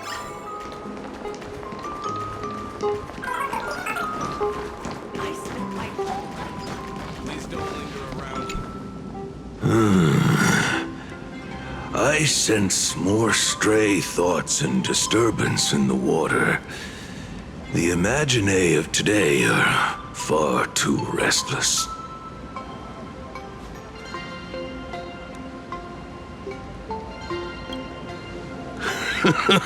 Yes.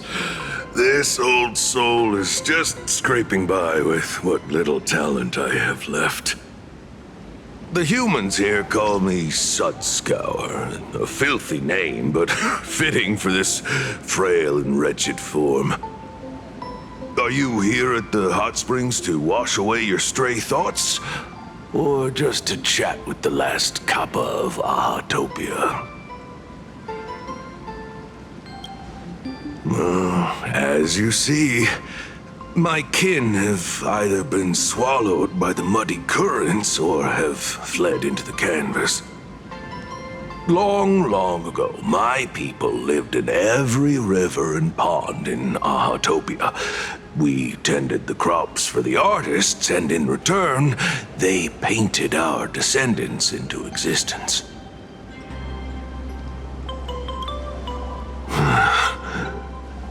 It is hard to leave one's homeland. Even when my kin have entered the canvas, even when the waters here are no longer clear, and even when the new Plu tribe has replaced us, this is still my home. It needs someone who remembers the old days. As long as I remain, the Kappa line is alive.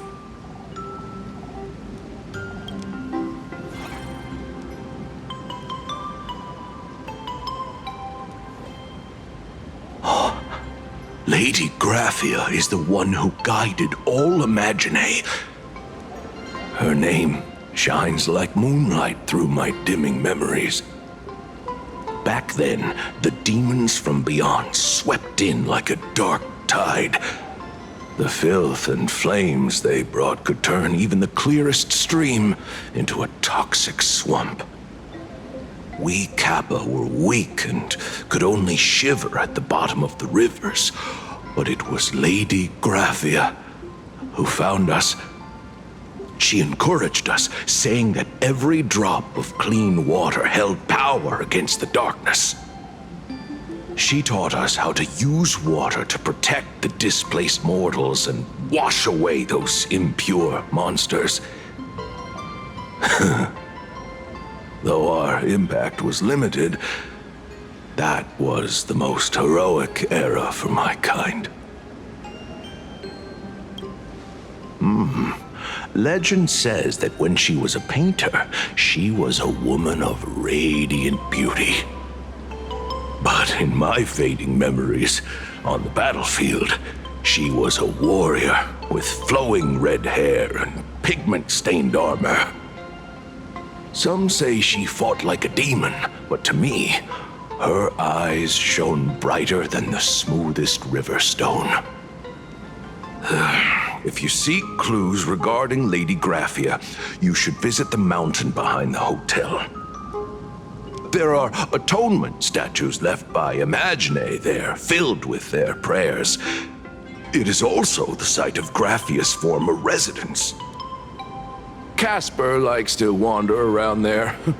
He is a strangeling far older than I. Perhaps if you play in the snow with him, he might show you the way. That is all I can tell you. After all, I am just a stubborn old Kappa, trying to keep this one pool of water a little cleaner.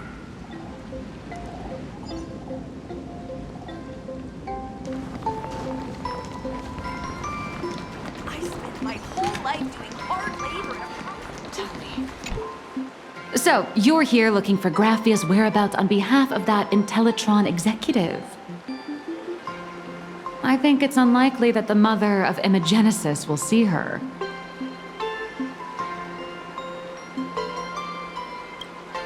If she wanted to see her, it would already have happened. The IPC has practically turned the world and canvas upside down. You know this, right? Over 140 years ago, they brought in hackers from Punklord and did everything they could to blast open the passage between reality and the world and canvas. I think disturbing her world and canvas like that must have upset the mother of Imagenesis. A friend of Graphia's? Just how long has that person been alive? So that friend wanted you to find Graphia, but they didn't tell you how.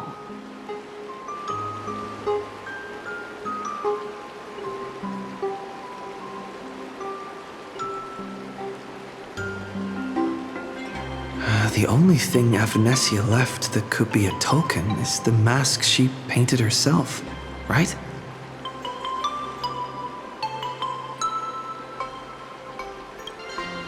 Normally, I'd suggest you play that little snow puff ball for info. That good luck with your inquiries line definitely had a subtext.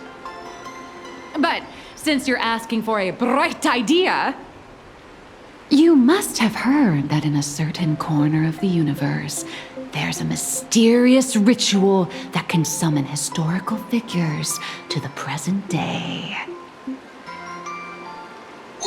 The Holy Grail War!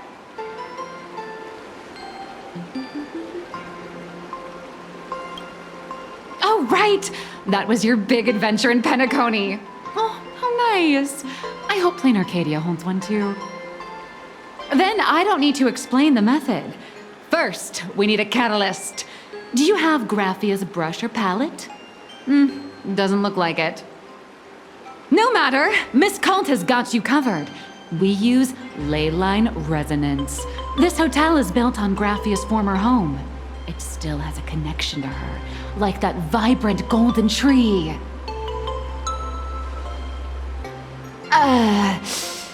Wait, you aren't actually falling for this, are you?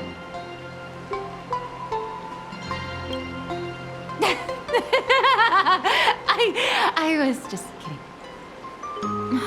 Sorry. I was just trying to lift the mood. Oh, honestly, I'm a chronic deadline misser who can barely save her own skin. How am I supposed to help you? I've heard enough. Break time is over, Miss Nihilux. Now that you understand your situation, stop wasting time. Start drawing! I just checked in and I have to work already? I'm not some fully automated painting Mechatron. You do know that, right? A Mechatron can run for hundreds of hours straight. You cannot. That's exactly why every second counts. Now right this second, start increasing your value as a quality asset. Hey, wait! This is kidnapping! Little raccoon, help me!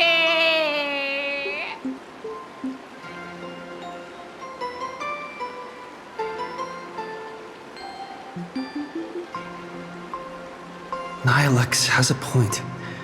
If that Casper guy is a survivor from the Cinderth Age, maybe he really does know something. Anyway, I'll start by asking around here. Is there still a chance to turn? I spent my whole life.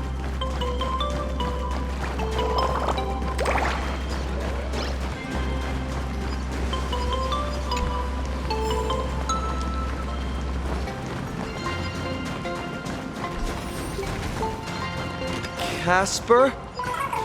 Are you there? Nope. I'm not. I've appraised it all. No fakes.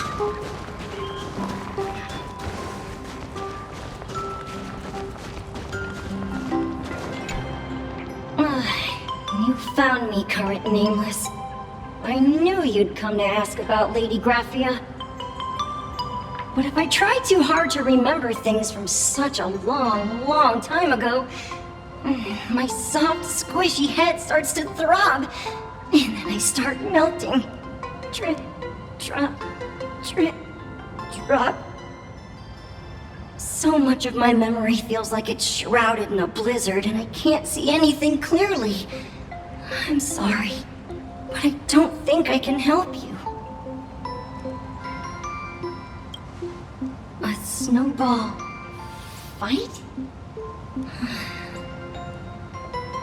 The game, the name, it feels so familiar.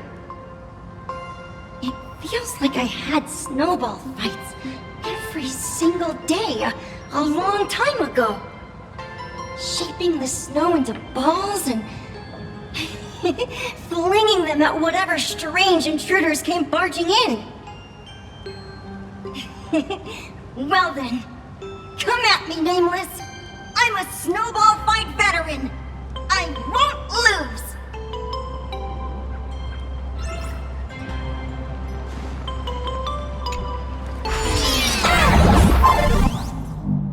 It's snowing!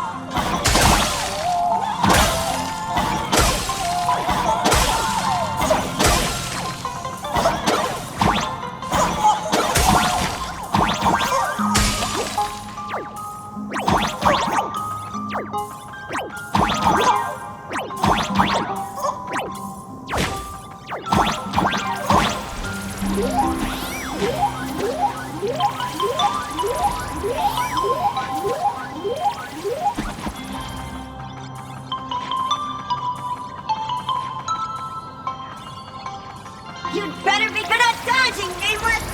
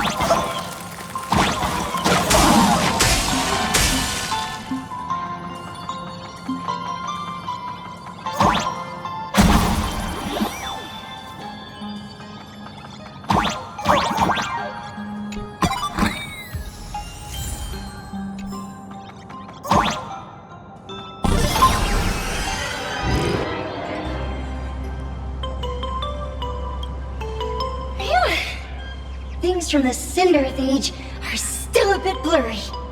But I definitely met Lady Graphia. I had snowball fights with her.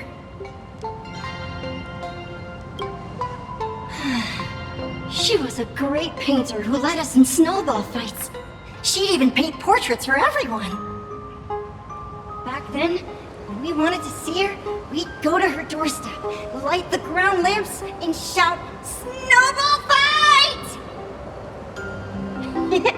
Then Lady Graphia would poke her head out of the window upstairs, unfurl the scroll, and whoosh! Slide right down into the snow. Then we'd have snowball fights against the Void Rangers together, under the giant moon. If we won, I got to swallow the Void Rangers whole. They were so crispy and tasty. There was someone else. Just thinking about them makes my blood boil. He was a snowball fight master. I remember one time 8 of us teamed up to challenge him. But that guy knocked us all down with his snowballs like it was nothing, all from so far away. 6 of my friends were lying on the ground feeling beat. Losing the game got everyone so down that no one uttered a word. As for me, I think I got hit right in the neck. I saw my own giant body thawed onto the ground, and my chin felt ice cold.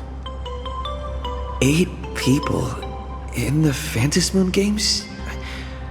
Perhaps Snowball Fight is a euphemism for the Cinderth Age Wars? So in that round of the Phantasmoon games, Graphia must have fought a terrifyingly powerful opponent. It seems only she and Casper survived the fight.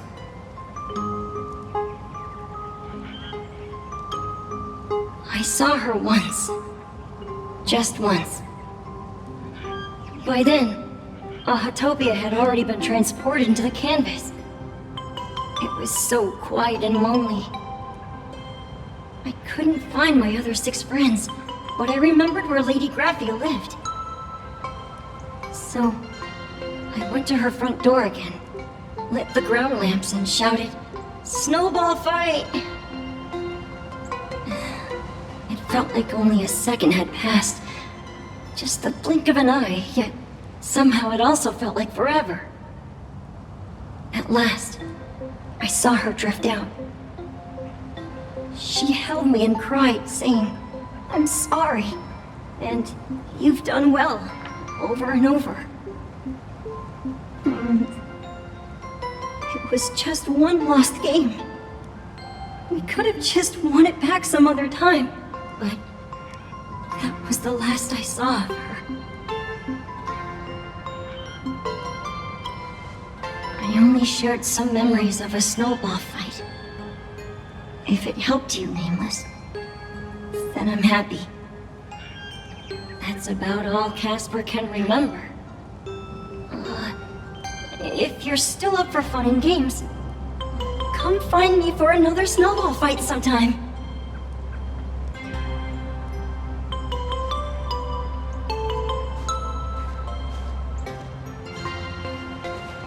So, to summarize, Casper likes to light the ground lamps and call for her near Graphia's old home.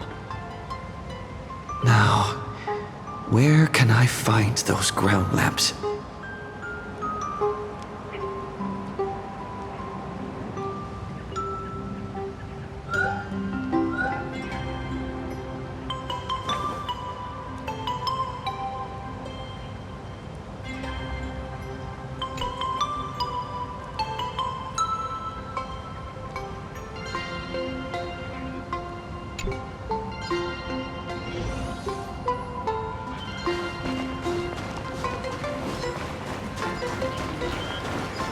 Even next to such a lively hot spring hotel, there's a seclude. These atonement statues all look like small animals. I should find a prominent spot for the ground lamps.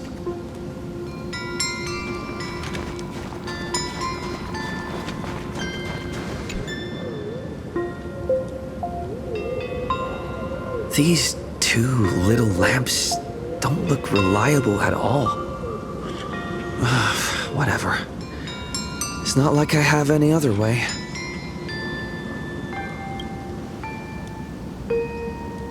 Who dares disturb my 1,000-year slumber?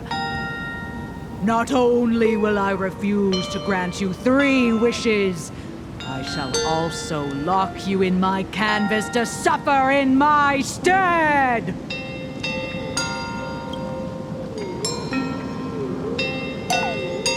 Thanks for the invite. I'm not quite dead yet, but I don't feel alive either. I'm testing the deadline. I snuck out. This mountain path is so quiet and secluded. Ooh, what a great spot for a night stroll, listening to the calming sound of the springs. Who knows? Maybe my inspiration will flow again like these waters.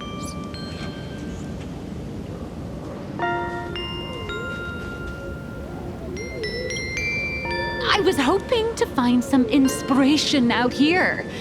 With those 2 goons breathing down my neck, anyone would hit a complete creative block. Look at this old stone statue! Ooh, doesn't it look like Hemicat?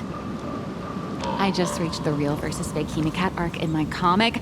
Let me pay my respects. Maybe Graphia will bless me with enlightenment. Miss Colt, when did you sneak out?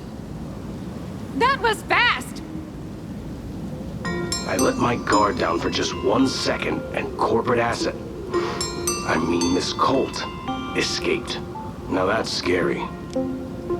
No way are you running away and taking our jobs with you. Good thing this kind lady spotted where you were headed. Otherwise, you might have slipped away for real. Let's go. Back to the room to finish your work. Come on, not again! Little raccoon! Help!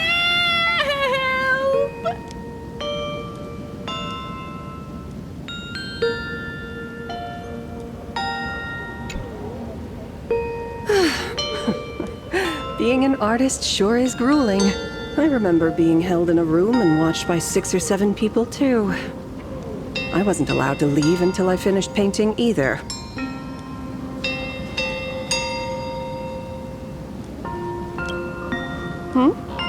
You're asking me? Weren't you the one searching so desperately for me? My name is Murata Graphia, guardian of the world in canvas. It is a pleasure to meet you, nameless of the Astral Express. You're saying... you are Graphia?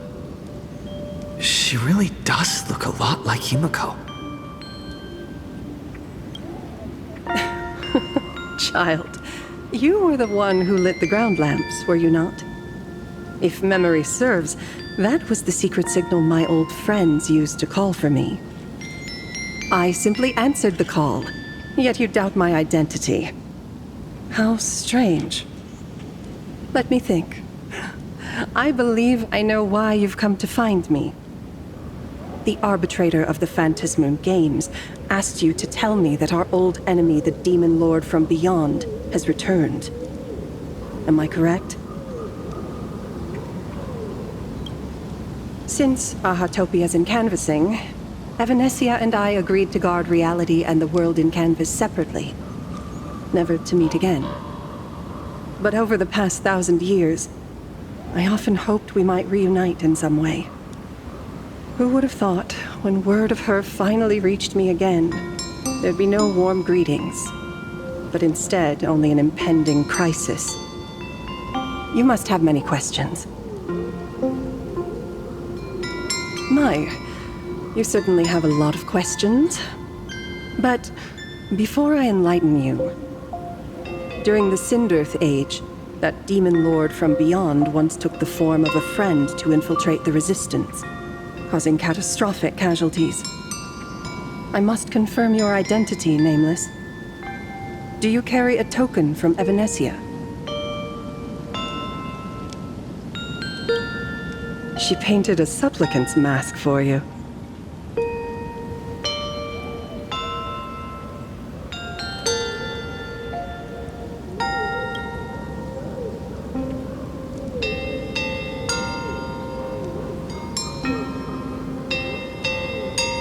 The secrets you seek are many and tangled. Perhaps I should start by telling you a story. 1,000 years ago, the legions of the demons from beyond descended upon Ahatopia, marking the beginning of the Sindirth Age. For the destruction, taking a life is easier than brushing aside a feather.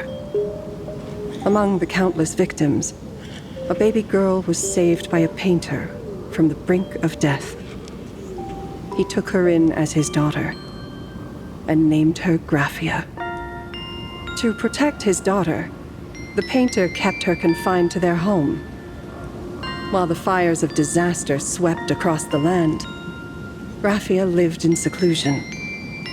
Until one day, a falling star streaked across the dark sky, and a deafening roar shattered the silence of the wasteland. Unable to contain her curiosity, the young girl slipped out of the house to follow the sound. And so she saw it. Beneath the cold Phantasmoon, a tower of infinity stood on the mountain range at the edge of the horizon.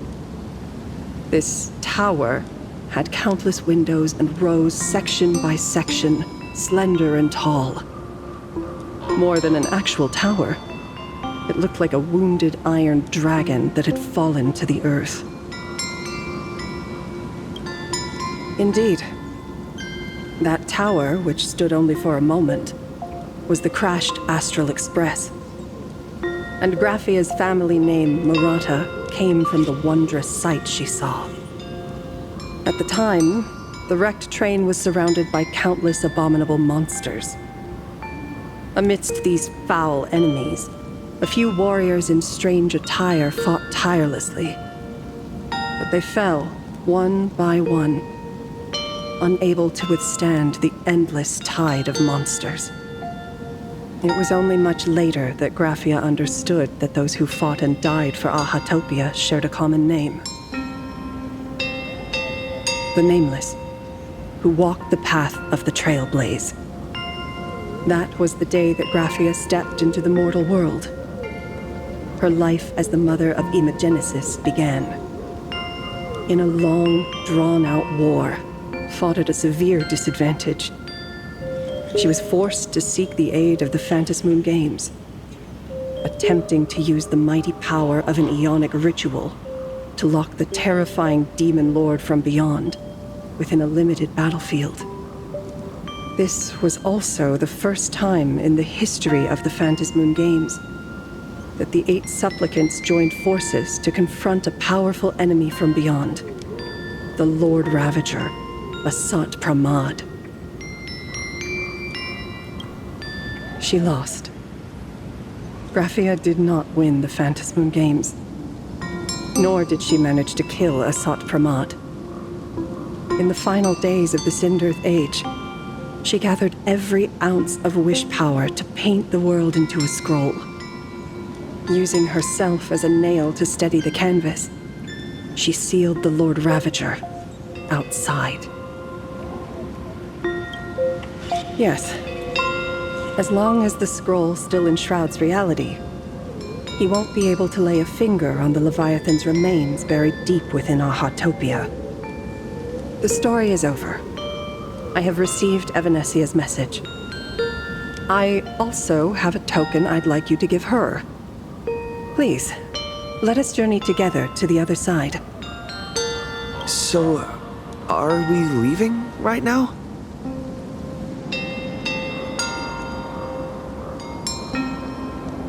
No, there is no need to rush. You have a friend here who is lingering with a heart full of farewells. You mean... Blade? Follow this path down to the riverbank of Myriad Wish Grove. You'll find many Wispe gathered there. When you are ready, choose a Wispe. Whisper Graphia's name and your wish to cross over to the other shore. Then release the Wispe into the river. When the time comes, I will bring the ferry to deliver you into the canvas.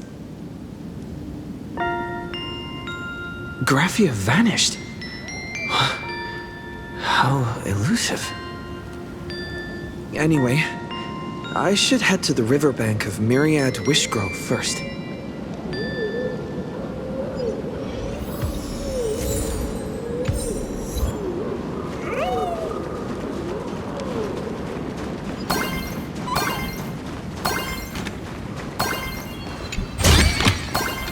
Is this also a blessing of the Trailblaze?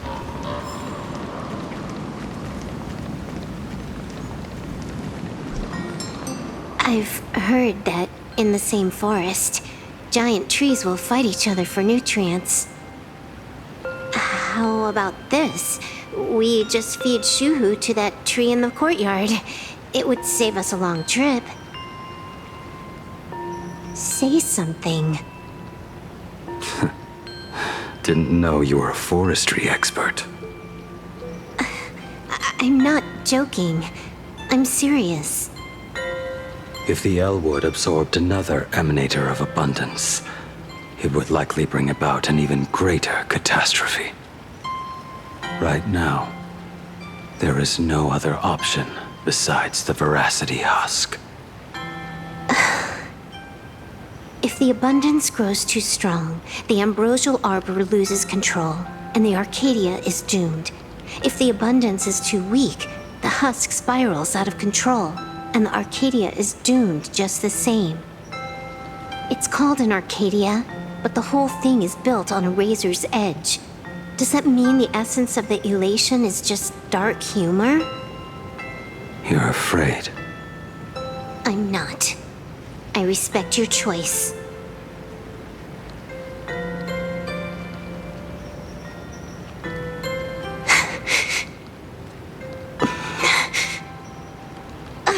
Fine. You're right. I'm afraid. So what? You don't think I know what that Xianzhou person meant? 1 in 10 chance? There is no chance at all. Listen, I just can't stand by and watch one of my kin sacrifice himself. Kin. What else? Friend? Colleague? Playmate? The guy who carries my bags when we go shopping? I suppose all of those fit. Fit? How? Sometimes I can't tell if you're actually dumb or just playing dumb. I hear you. Just assume it's the former. Simpler that way. My mind is made up. You should understand. Misplaced emotions will only cause the mission to fail. You really are just plain dumb. To be honest, I'm the same way. If I could see Firefly cured of her illness, Kafka finally finding the heart she's looking for, and that guy reclaiming his future, then I'd be willing to pick up that level 999 cartridge too, even if it means becoming nothing but a shadow of the Dark Zone. Don't. At the TV tower, you already severely overspent your time. Don't touch that thing again. Besides, why are you telling me this? You should tell them yourself.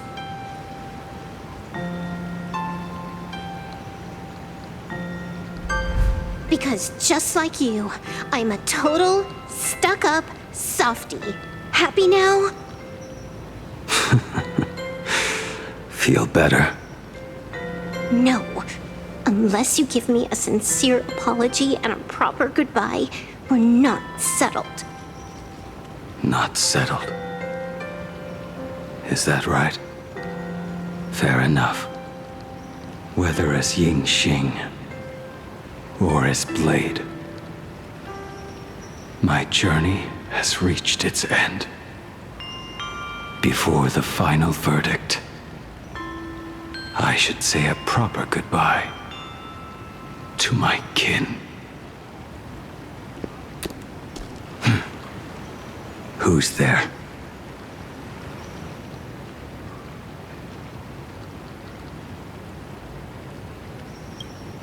I get it. It was a deliberate accident. I knew you would come. I met the legendary Graphia. She told me a way to enter the world in Canvas. If we simply chant her name and release a Wispe into the river, she'll come to ferry us. A legend from 1,000 years ago. And she's actually still alive? It really makes sense. After all, you two are practically the same age. Knowing that gives me a bit more hope that you can actually make it back. Then let's begin.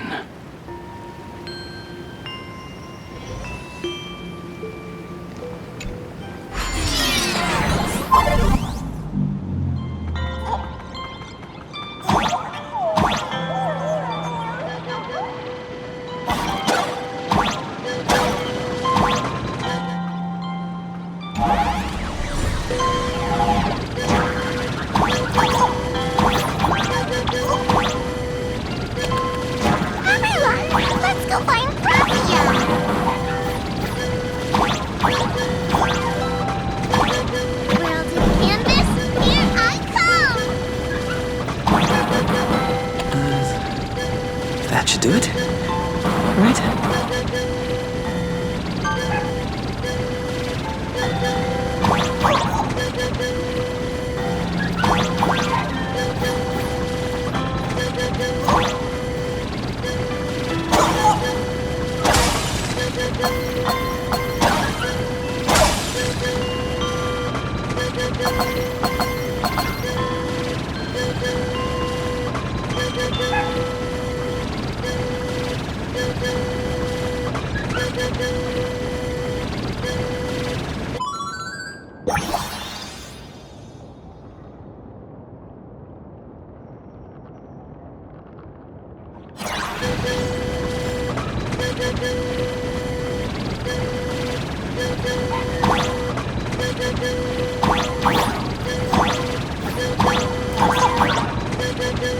Little one, I choose you.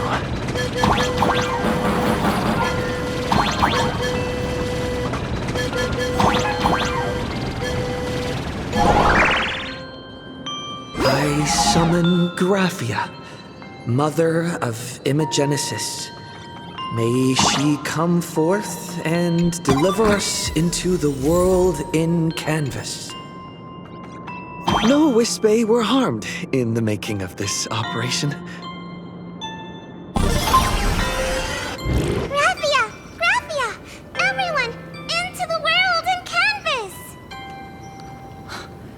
How odd. This time, the visitors actually know of my existence.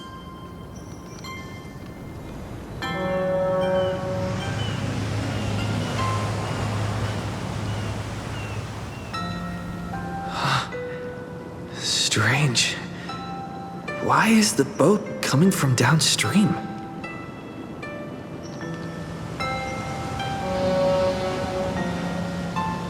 I heard your call, and have come by boat to guide you across. Greetings, travelers who seek to leave the mortal world behind. It is a pleasure to meet you. Oh?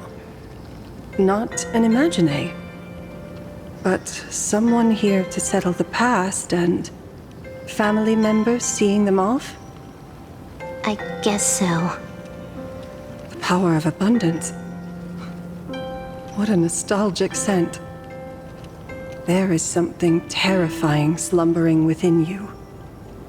I've heard that something lies at the end of the world in canvas with the power to suppress it. Will you show us the way? Ah, I see. You are better informed than I thought. I understand. Time is of the essence. Please, step aboard. Thank you. The mountains lie distant, the waters still, and snow settles. A fine moment to bring this weary life to its end. Bring a weary life to its end? To my eyes, the power taking root within you is far from withering away. It's just a matter of time. The journey downstream is long. As is custom, I must collect your past stories as fare. I shall use them to paint the path forward, which will guide us to the other side. My past stories. I am not much of a storyteller. There is no need to weave your thoughts into a complete story. A single memory, a single breath. These too are parts of your past. Only by letting go of the past can you truly set forth with an open heart. Is that not so? Go ahead. Say something. I'm curious too.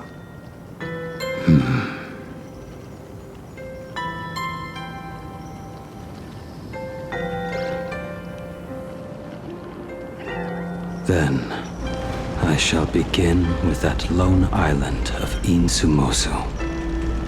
It was a desolate wasteland, untouched and forgotten. Desolate, cold, the perfect place to lay the dead to rest.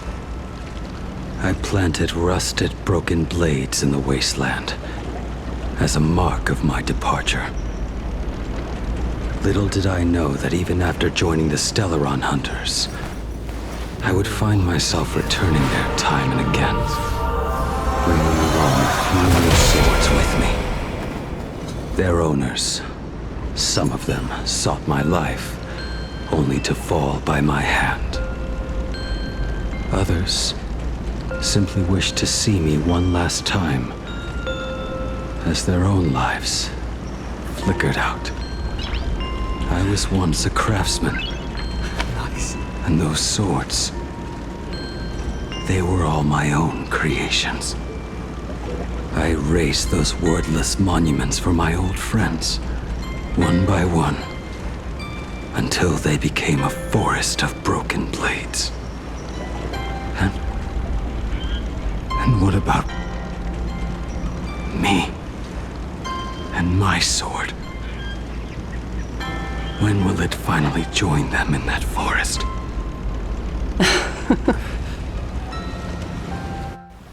I will follow your words with my brush and paint the ideal end.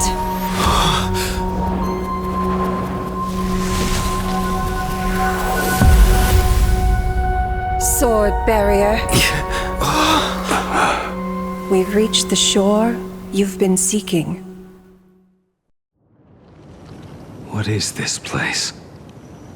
This is the world in canvas.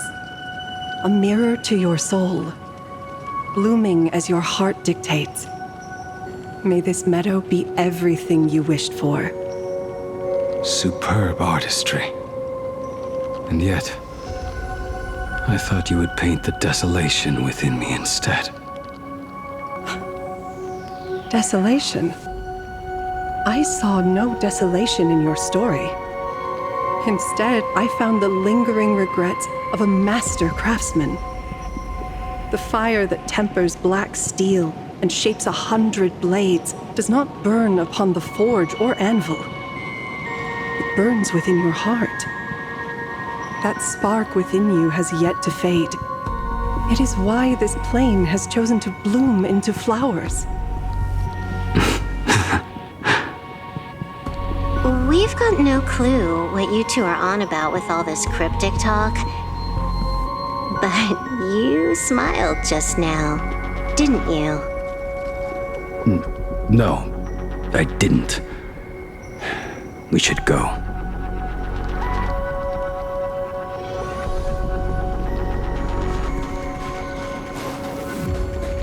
He finally smiled.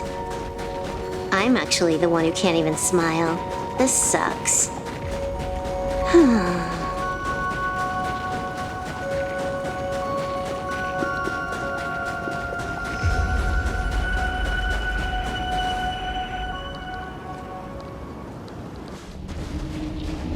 We have reached the end. That blue maw. So, this is it. Correct.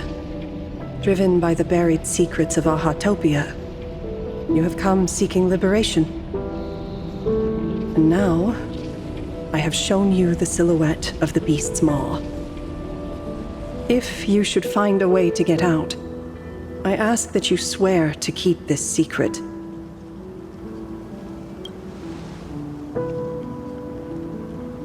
I will keep the secret. That blue maw, can it truly consume the abundance?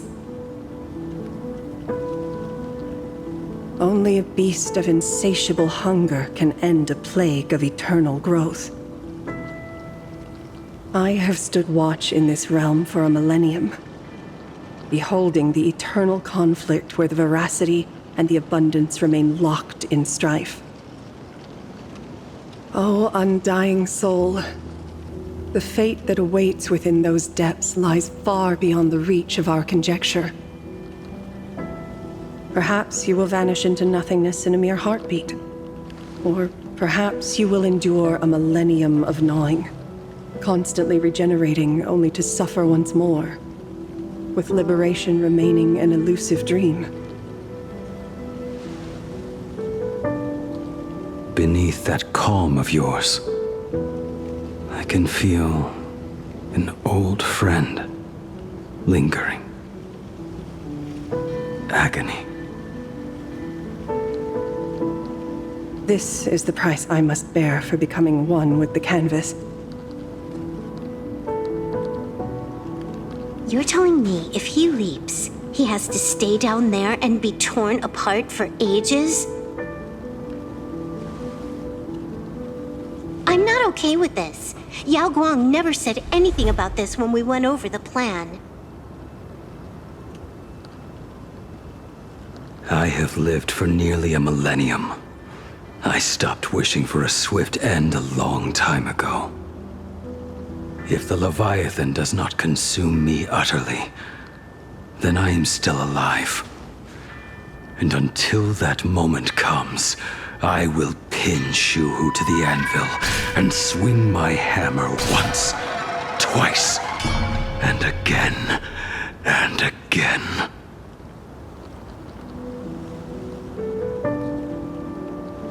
Is there really no other way?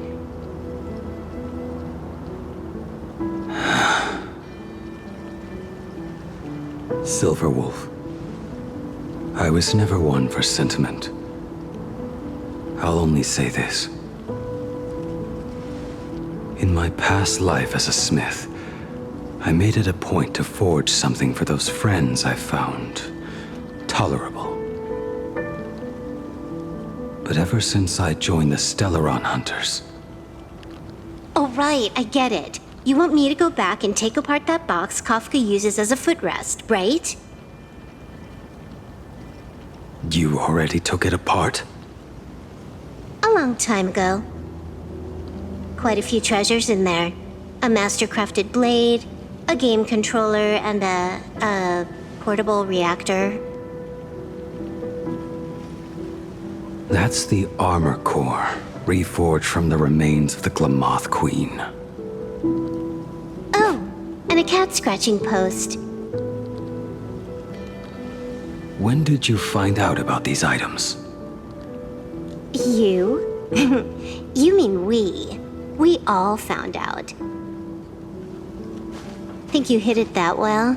Please, give me a break. We're a pro team, you know.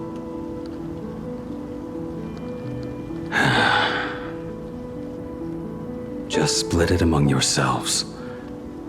Consider it a keepsake. Kafka should be the one saying this, but... You are the most perfect blade the Stellaron Hunters could ever have.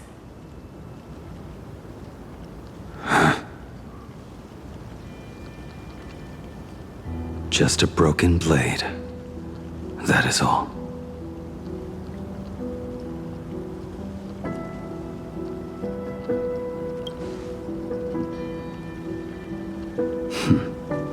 You talk too much.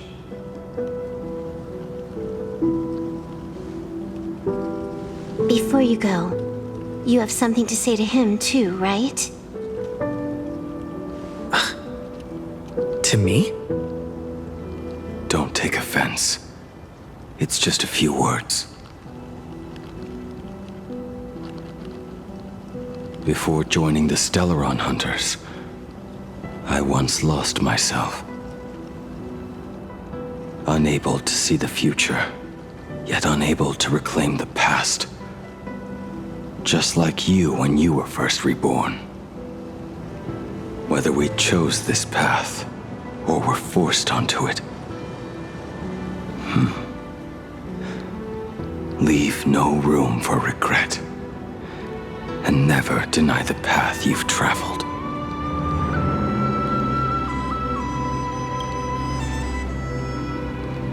Then, let it be.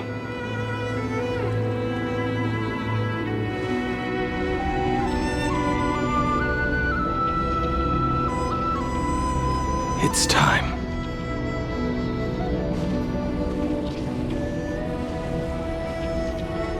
Do you still remember that passphrase?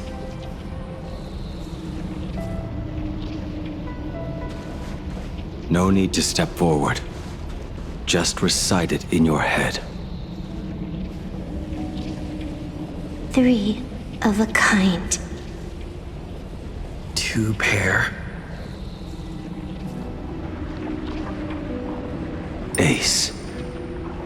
Go.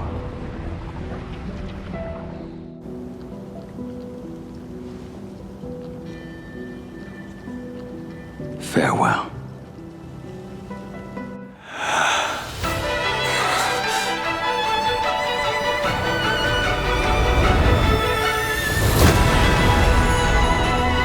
Let everything end,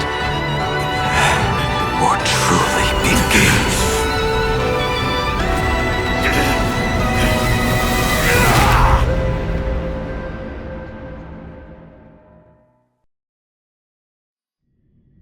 In the final moments of your life, what will flicker through your mind?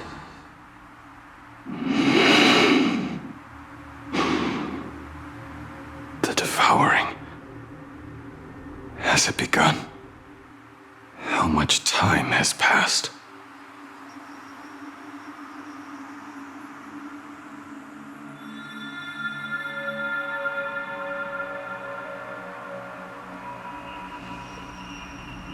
Sea of clouds. Ambrosial arbor.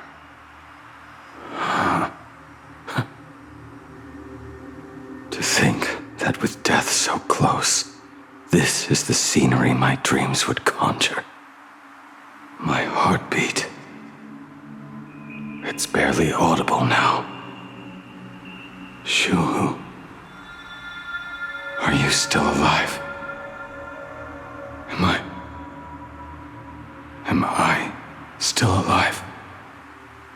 Finally woke up, Yingxing? Master, I am sorry. You have the wrong person. I am not Yingxing. Huh. A lad your age, yet your head is more muddled than mine. You're talking nonsense in your sleep, boy. It has been ages since we last met. Tell me, have you let your craft go to waste? Your master wishes to see what you can do. Not a sweet dream of toasts and laughter, nor a nightmare of clashing steel. Instead, it is a dream of returning to the very beginning, to confess my sins before the master who taught me everything. Typical. This is a standard issue sword I forged for the Cloud Knights, back when I first began my training.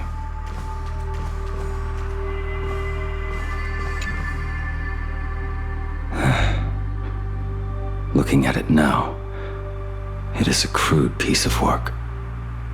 Senior Frater, are you truly from a short-lived species? Why do you ask? I mean, no offense. I just wondered, why would you come all the way to this Yanzhou to learn the craft? My home became a grazing ground for those boars and beasts. My parents, they're fertilizer. Unlike you, I won't live to see them wiped out. But my blades will. Look at this blade. Fresh from the forge today. I made it. That is so cool! Stop flattering me. This is just a standard issue sword for the Cloud Knights. According to the template, its name should be New Blade 01. Senior Frater, how could you so thoughtlessly name your own creation? The very first assignment Elder Huayan gave his disciples is what defines a blade. He always says a name carries the weapon's destiny. A lone cloud drifts. A crane departs the woods. Let's call it Departure, Junior Frater. Senior Frater, I thought you'd go with Lone Cloud or Guyun.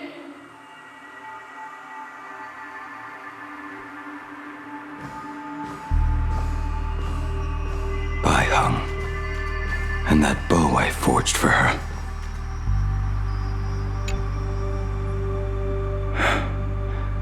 In the end, it was I who forged the greatest sin. For me? Thank you. I told you, didn't I? As long as you set your heart on what you love, nothing can stop you. Hey, did you give this bow a name? I named this bow Lure after a mythical steed from the primeval Imperium.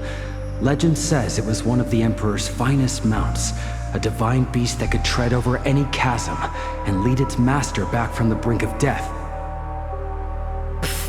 How did you get so off track? Why pick a name meant for a horse? That won't do. It does not suit me at all. I'm gonna call it Recurve Bow. That sounds terrible. It's like my mother naming me Human. At least change it to something elegant like Winding Stream. Fine. Have it your way. Look at you! Skilled with both the pen and the sword. You really should not be trapped in this flame wheel forge for the rest of your life. Hey, perfect timing! I have a few friends getting together on the Luofu. Wanna come along? Staying in a single place your whole life, that won't do.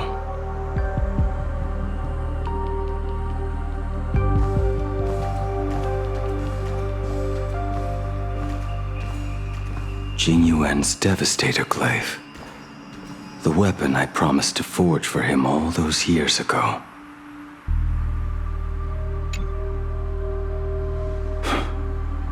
Old friends have drifted across the stars, but he remains.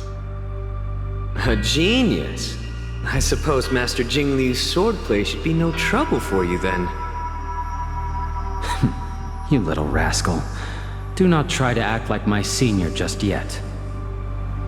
I am from a short-life species. Xianzhou's swordplay takes hundreds, even thousands of years to master. I simply do not have the time.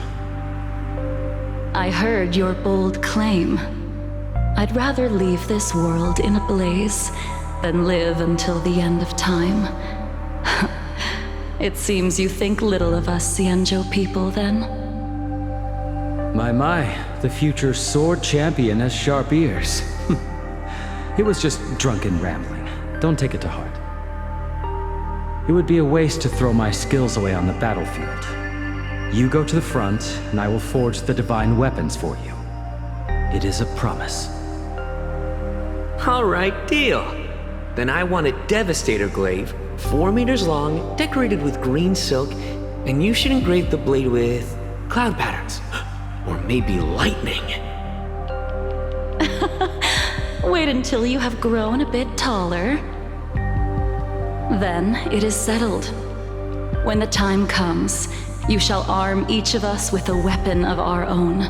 Let us face the fires of war in your place, and handle all that tedious business on your behalf. Come, friends, drink up. We 5 come from all walks of life, but here and now, we are one. Together, we shall bring glory to the Xianzhou, and peace to all who dwell beneath the stars. By the rainbow and the 10 lords, if I betray our bond, let all of existence hunt me down.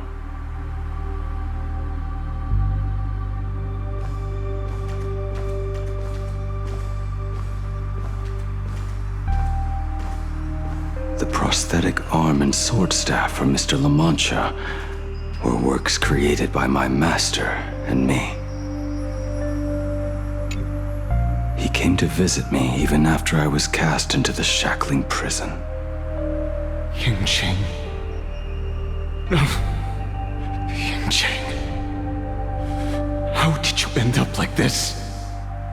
The shadow has tasted the flesh of abundance within you.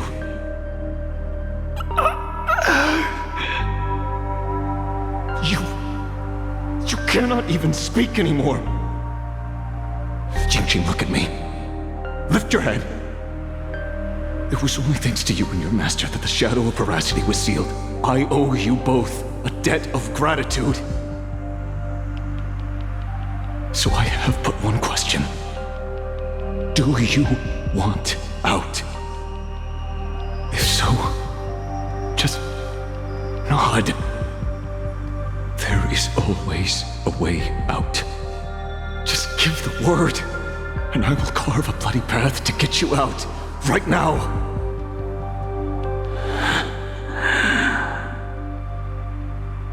There is no need.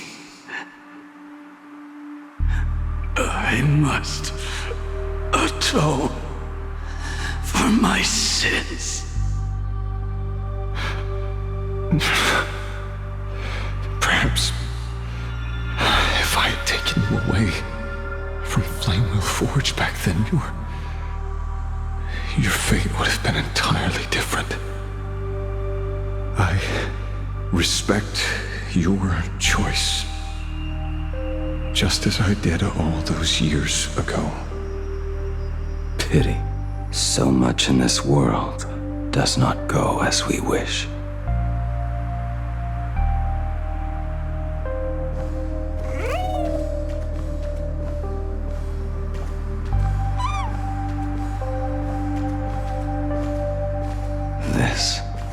is not my work.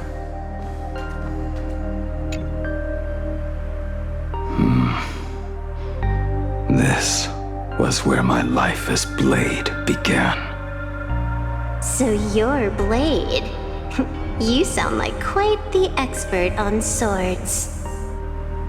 Oh, good timing. What do you make of the sword she's carrying? The blade itself is fine, but the technique is wrong.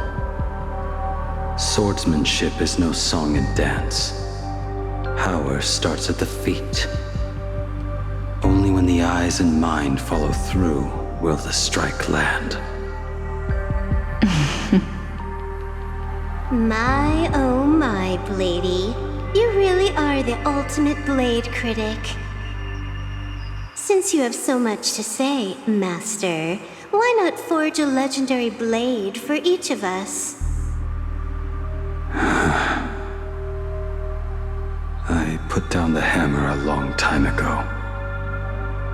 My hands cannot do what my mind wants anymore. Fighting with a weapon that does not suit you is just a quicker way to die. From now on, if a sword is needed, let it be mine. This shell of mine is the only blade there is.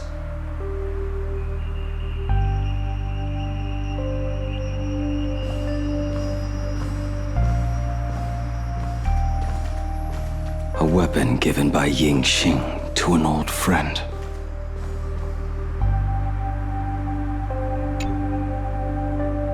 But we are no longer who we once were to each other. Who I am does not matter. What matters is, do you remember this weapon? I don't understand what you're talking about. All that happened. You think you can just walk away from it all. You would do well to keep Cloudpiercer by your side. Or, next time we meet, I will be the end of you. What a pity. In the end, we still cast our weapons aside.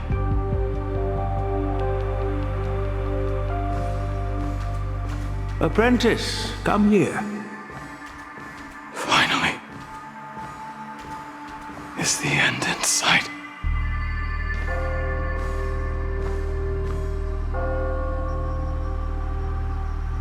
I am here, Master. Good. I have waited a long time for you. You have seen every blade I have forged in this life. Fine work. Somewhat flawed, perhaps, but their edge is undeniable. The marks of a true master.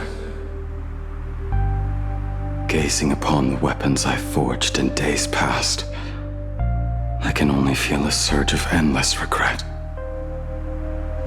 The hammer falls and cannot be undone, yet I have spent my life taking one wrong step after another. I betrayed my friends and broke my oaths. Even with these divine blades, I failed to protect those I held dear. My hands are stained with blood. I loathe the reflection it casts back from my blade. But what weighs heaviest on my soul is the debt I owe you, Master. In this life, I fear I will never have the chance to repay it.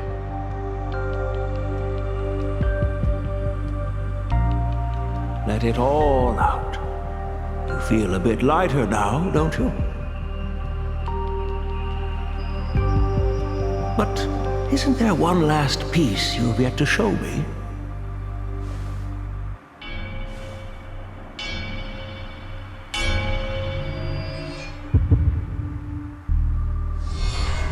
It is yet to be named, has it not?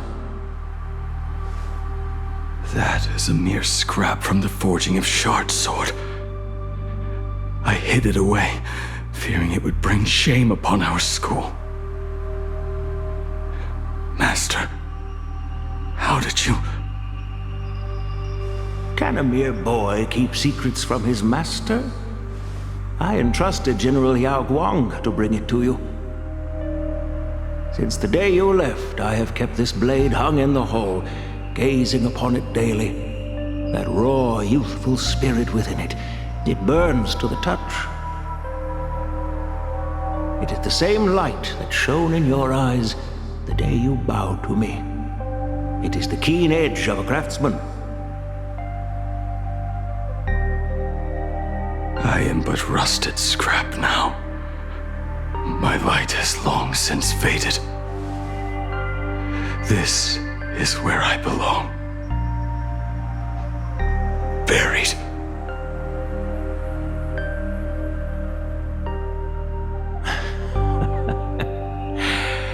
Crushed ore, old materials, rusted iron. As craftsmen, we spend our entire lives in such company. Waste not the bounty of the world, but perfect it through craft. To take what is useless, to take every failed scrap and forge it anew. Isn't that our very mission as craftsmen? Even for a life that has reached its end. A life built on nothing but mistakes. As it is with the work of a craftsman, so it must be with the life of a craftsman. Do you still remember the question I once asked you? What defines a blade?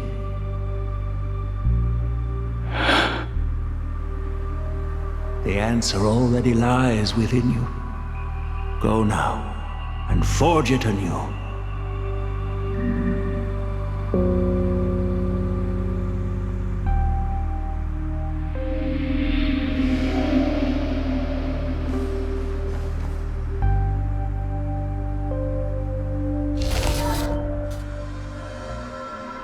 Forge it anew.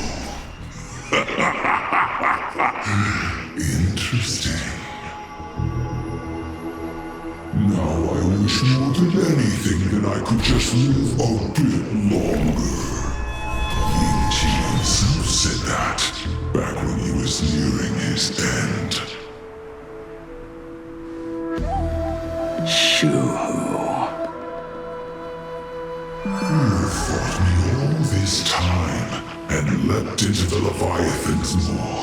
Nothing more than a bid to drag me down with you. Truly. For so long as a single soul in this vast world prays for abundance, I shall return to bestow my grace. I have come in answer to your prayer. Within the Leviathan's maw, I shall grant you 1,000 years of agony, as your flesh will be remade, only to be devoured again and again. You shall find no release. Is this not exactly what you call forge it anew? Poor child. You and the Xianzhou citizens are always so short-sighted.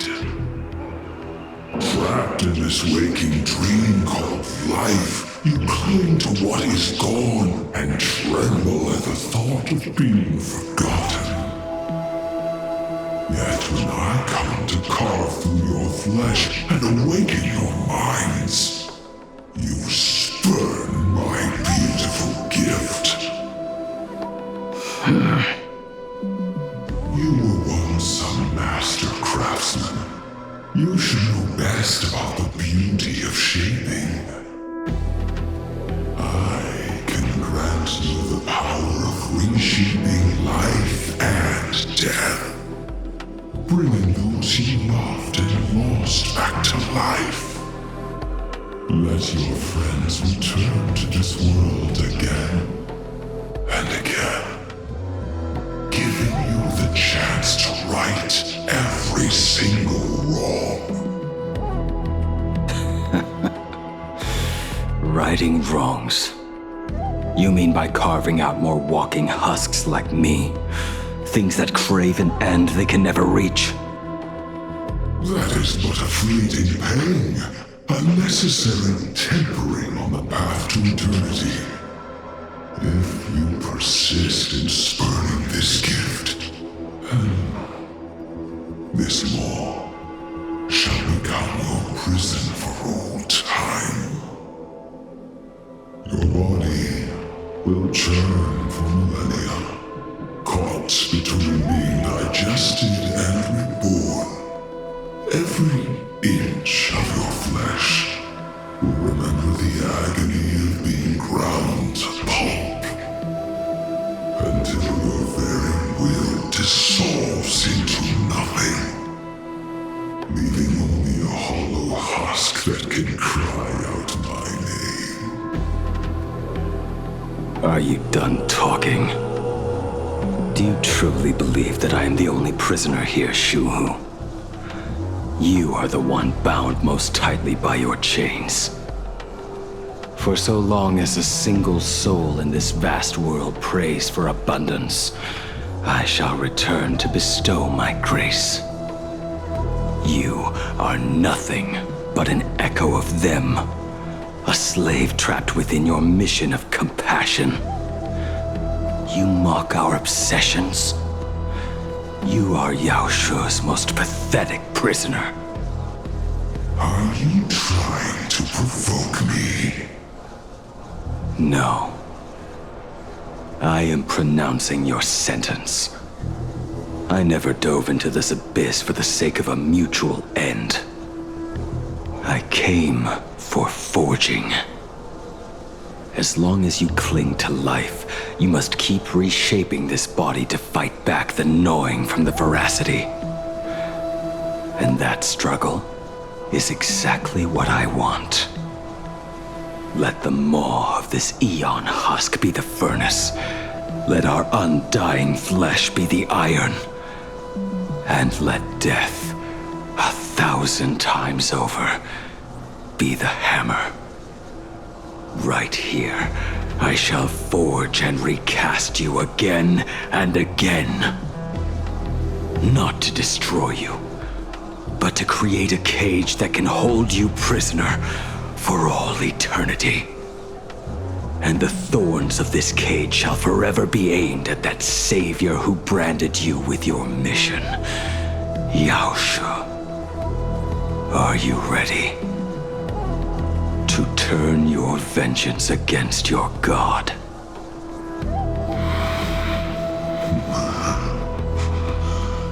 I see now. So, this is how you forge it anew. Very well. Let us see how this duel between the condemned unfolds. This forging within the furnace. In the end, which of us shall forge the other into a blade?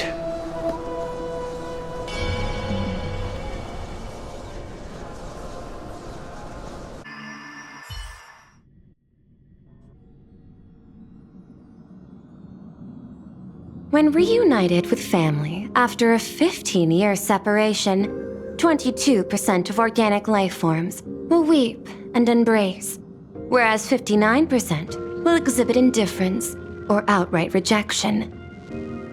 Yet, choosing to conduct a covert investigation instead is entirely unheard of. You harbor suspicions regarding Mr. Ryusuke. Why is that, Miss Himiko? Before Star Rail Fest began, I stopped by his office to look for the family's records on the Phantom Moon games. Out of concern, or perhaps curiosity, I leafed through his portfolio. The artwork was magnificent, with each piece serving as a microcosm of a different planet. That was when it suddenly dawned on me. 5 of the worlds he captured in these paintings are now gone, lost to the fires of war waged by the Antimatter Legion. Just as you suspected, Mr. Ryusuke's travels have been highly suspicious. In the year 1969 of the Arcadian calendar, he traveled to the Delcor Ring to sculpt a statue for the Doctors of Chaos. 2 years later, the IPC received word that the last local resistance group had rejected all aid and launched a suicide charge against the Legion. Also, in 1984 of the Arcadian calendar, he traveled alone to the planet Goliath's Shepherd. After a century of resistance in the fires of war, the planet was officially declared dead 9 years later. Both incidents point back to a single culprit. The Lord Ravager Asat Pramod. However, there is also evidence suggesting that Mr. Ryusuke was still in Plain Arcadia when Asat Pramod appeared. Additionally, the IPC recovered a commission he received. It read, "Please carve a trace of our lasting glory, just before the world meets its destruction." He accepted the commission, even though he knew the Legion had surrounded the planet? Legends of the Graphia clan abound within Plain Arcadia. To this day, many believe the Weathering Curse is a scar seared into your very bloodline from Graphia's struggle against the Legion. Conjecture. Mr. Ryusuke was tracking the demon from beyond. He likely believed that finding him was the key to breaking the Graphia clan's curse. Any other conjectures? There is another possibility. Please forgive me if this sounds out of line. There is a 52% probability that Mr. Ryusuke was being used by Asat Pramod. He might have even chosen to work for him. I'll have a word with him. I'll leave it in your hands, Miss Himiko. Dad, do you have a minute to talk? I do. I'm 1000% free for you. What brings on this surprise call for your old man? I was worried you were too busy, so I didn't want to bother you these past few days. That foolish didn't hurt you, did she? Actually, what am I thinking? A mere herald of death is nothing to my Himiko. You probably handled her in no time. And that kid is something else too. I'm telling you, everyone at school is a huge fan of the Astral Express now. 15 years. The blood-stained games are finally over. And this time everyone survived. It's time we sat down and talked. Just as father and daughter. Huh? Am I dreaming? My little girl actually wants to have a real talk with her old man. Well, I don't care if I heard you wrong. I'm taking this to the bank. Praise the Astral Express. Praise Hakivilli. Give me 10 seconds. No, make it 8. Your old man is on his way. There's no need to rush like that. Love you, kiddo. I should have seen that coming. Himiko, open up. It's your time. Himiko, come over. Tell me more about this.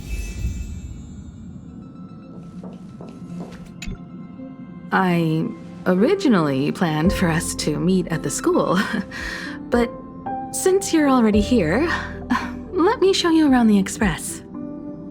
Oh, I would love that. I was in such a rush last time. I really want to get a good look at the place where you spent the last 15 years. Who could have imagined it? The thing that connects this nearly infinite universe is not some distant godlike sheephead, but a single express. I have met many artists who dreamed of boarding the Express just to get a closer look at the legacy of trailblazing. So I am curious, how will the great artist Ryusuke evaluate it? Me? Well, I'll give it my all. I was only joking. There's no need to be so serious. There's actually so much interesting stuff on this express.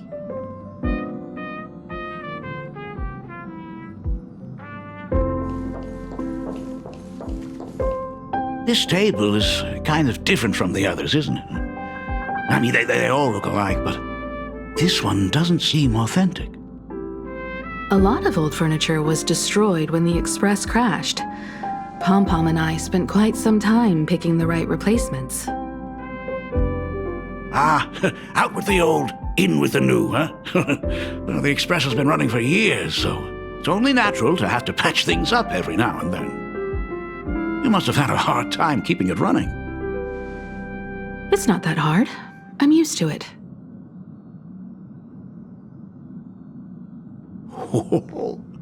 Just as I thought. The Astral Express looks amazing inside. These chandeliers. The designer used the skeleton of a void song whale as a reference. They say it's been here since Dolly's days on the Express. It catches the eye of many people who board. But the light seems a bit dim in here, doesn't it? It's always been this way. Oh, well. Have you tried swapping in a polarized conductor? Or rinsing the light units in an alkaline solution? Are you an artist or an electrician, Dad? Well, I am just speaking from experience. Don't forget, your dad was once the one who set up all the lighting in those classrooms. Is it there? Oh, let me see. It's bigger on the inside. Oh, the phonograph also has music from all sorts of worlds, just like the versions I've heard before. Oh, it's a shame I didn't get to see the legendary infinite ice cream machine. Dad, you actually believe something like that exists? I thought only kids would fall for it. A long, long time ago, such a thing did exist on the Express.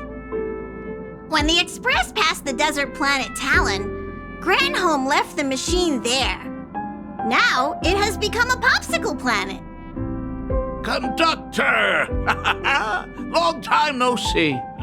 Your fur looks a lot smoother than last time. Really? Thank you very much. Hey, my daughter Himeko finally opened up to having a heart-to-heart with me. What a special moment! Pom-Pom will leave you to it then. They say family is one of the most precious treasures. Pom-Pom believes we should cherish them.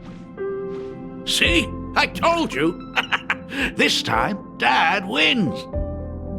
Oh, Himeko, you may be a fully capable navigator now, but sometimes experience still beats youth.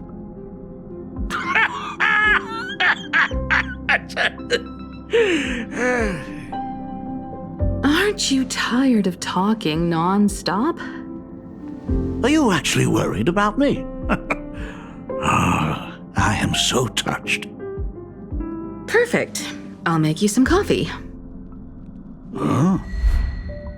Huh? Well, might as well swing by the meeting car to say hi to that, Intellitron buddy.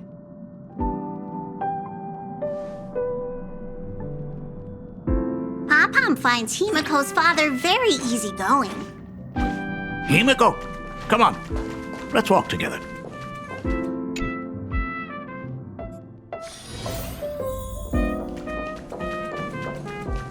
Intellitron, buddy! Wrong time to... Rumor has it that the drinks in the World's End Tavern are all brewed from jokes. Since we are in plain Arcadia, any single joke before a drink would be second to none. Since there is only a single joke, it is quite literally second to none. Mr. Ryusuke, the tension detected in your micro-expressions has increased by 33% since our last encounter.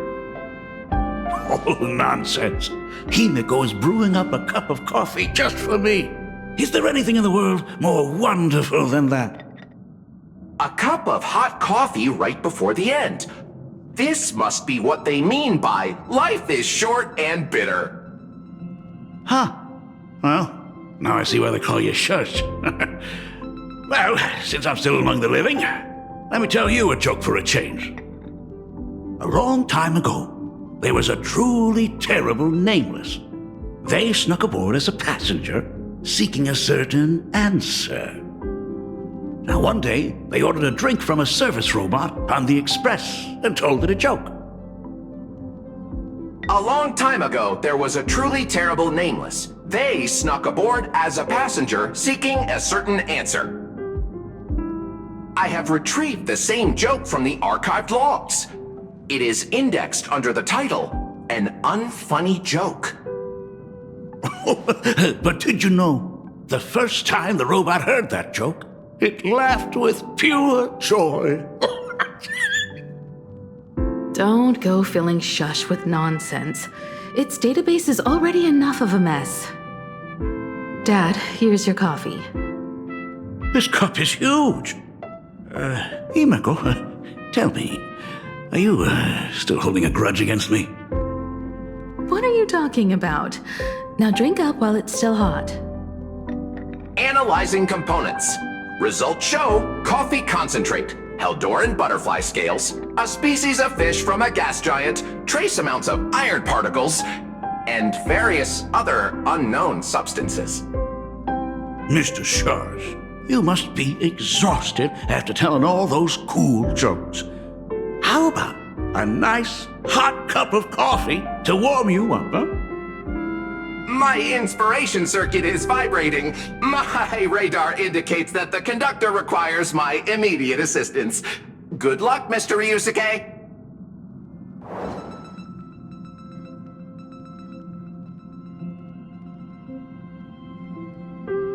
Oh, Himiko, if I do not make it out of here, please deliver my resignation to Miss Starley. Tell her I will not be coming in tomorrow, which is really no different from any other day.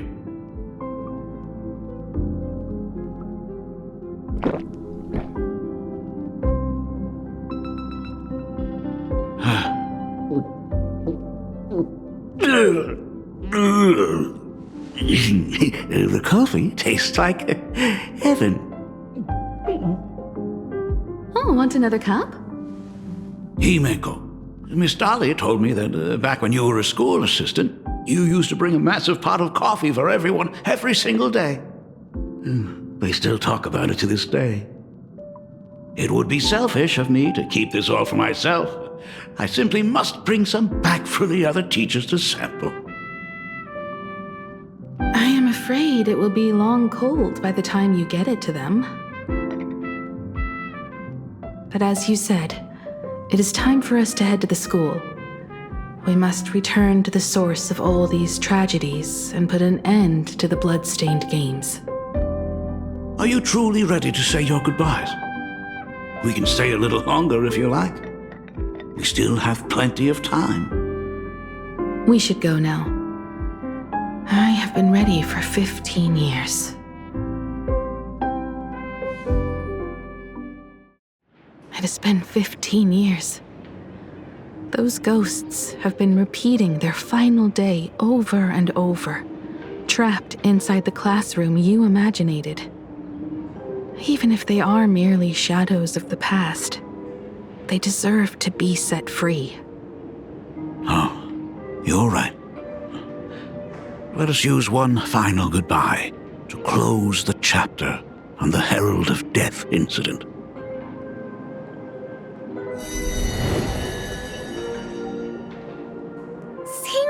You are back!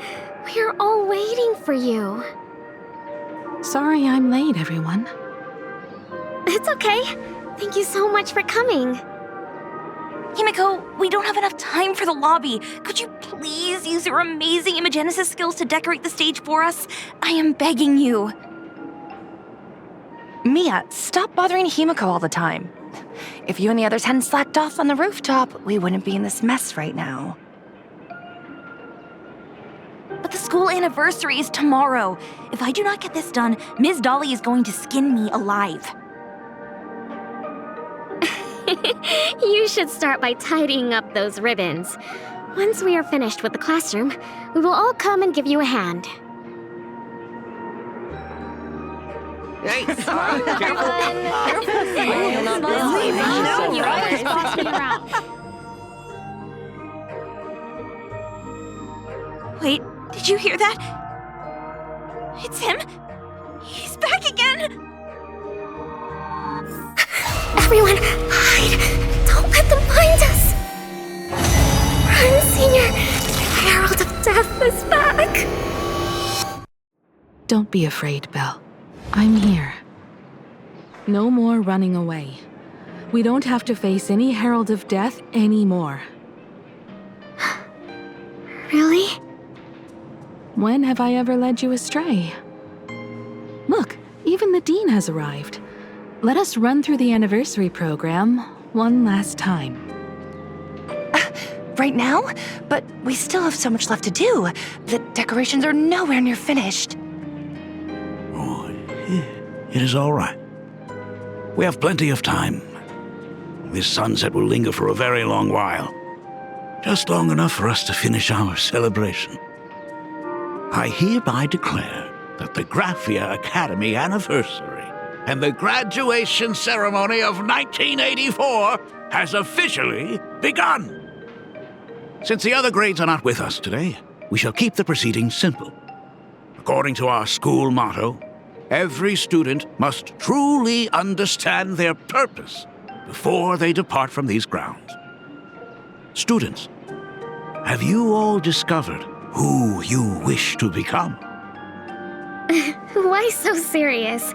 It's only a rehearsal. Well, in that case, I'm going to be an artist. And not just any artist. I will be even better than you, Senior. I plan to study at the Intelligentsia Guild. I want to learn how to create even more interesting imaginae. I want to study cinematography and become a director. I want to capture every single moment of happiness in the Arcadia. I hope that in 10 or even 20 years, you will all still hold these dreams close to your hearts. And now, please welcome our distinguished graduate representative, Himiko, to the stage to offer her final blessing to the graduating class. Our Senior is doing this? That doesn't happen a lot. Himiko? Are you nervous? Relax. Give us a smile. I do not know what to say on an occasion like this. All I know is that this is a comfort the living leave for themselves. But take that step forward. Go and embrace tomorrow. Become someone that the person you are today would be proud of. Congratulations to the class of 1984. Senior, don't miss us too much. Himiko, see you around. Himiko, what's with the sad face? It's not like we'll never see each other again. Farewell. Belle, Full Wish, Mia. Safe travels, everyone. 15 years.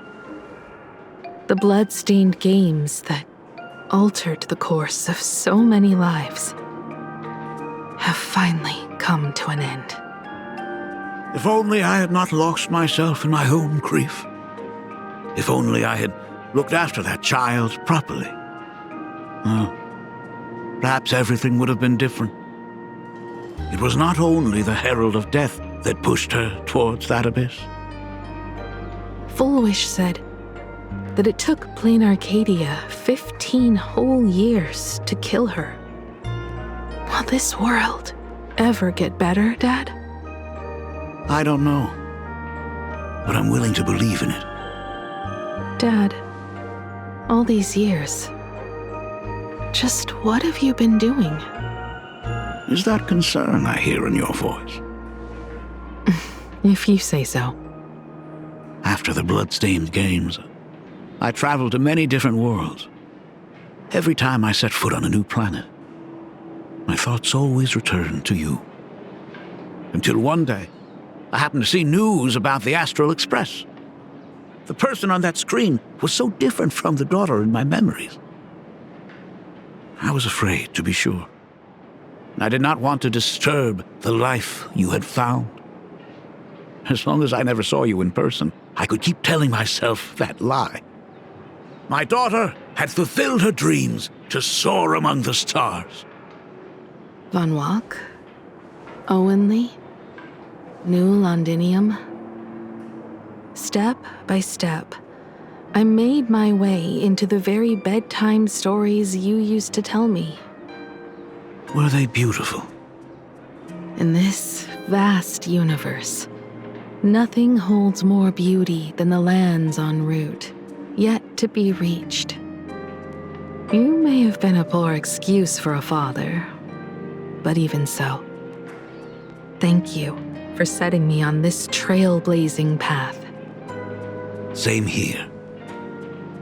Thank you for fighting so hard to be here alive. It's still early, huh? Let's have a walk around the campus. I have something very important to tell you. But it can wait. Something very important? No. Give me just a moment to gather my thoughts.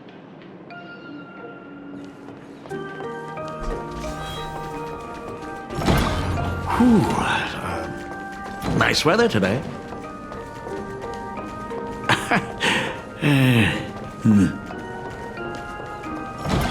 Let's go downstairs. Oh my god, it's her! Oh my gosh, I'm such a huge fan of yours! Oh, go on. Senior Himiko! Oh wow, she actually looked at me! Her navigator aura is incredible! Astral Express, I love you! Like a love song, baby!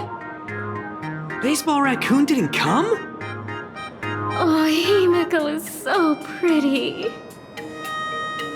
It gladdens me that my daughter is so popular.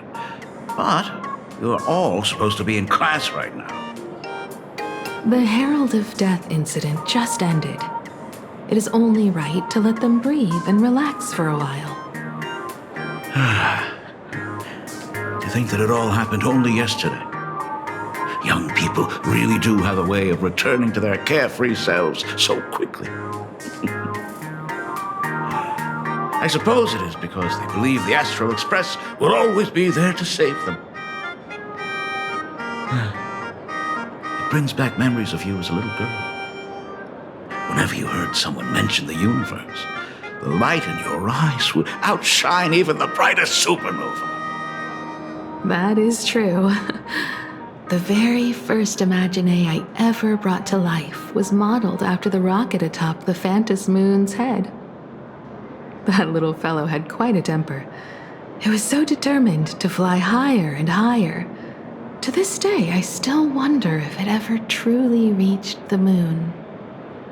Dad, do you still remember it? How could I ever forget?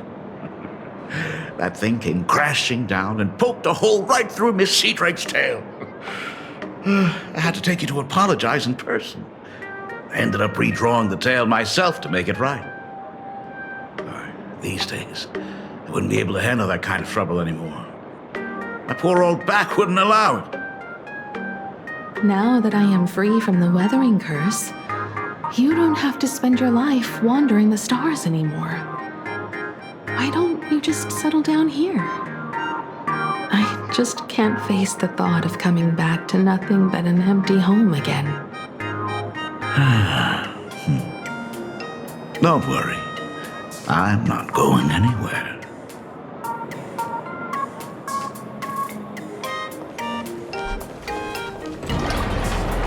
The Imagenesis classroom is ahead. So nostalgic. Ms. Dolly? I never noticed it before, but on closer inspection, this classroom is so much bigger than it used to be.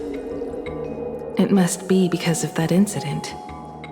As the culprit behind it all, you haven't forgotten, have you?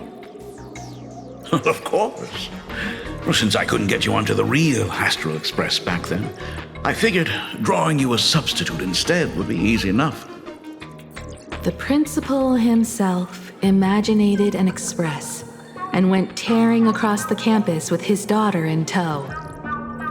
It even made the front page of the Dual-Mention City News back then.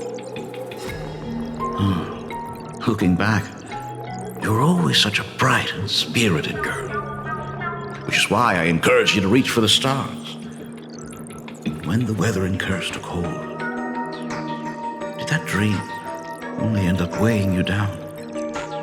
If it weren't for those dreams you gave me, I wouldn't be the person I am today. I'll never forget. Whenever the weathering curse flared up, you would always sit by my bedside and hold my hand, telling me the stories of Sir Camor. That was always your favorite.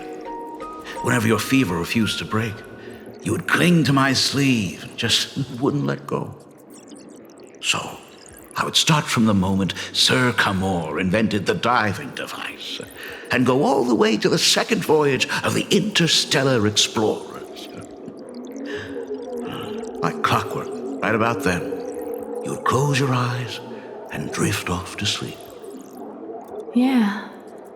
That was the first story you ever told me.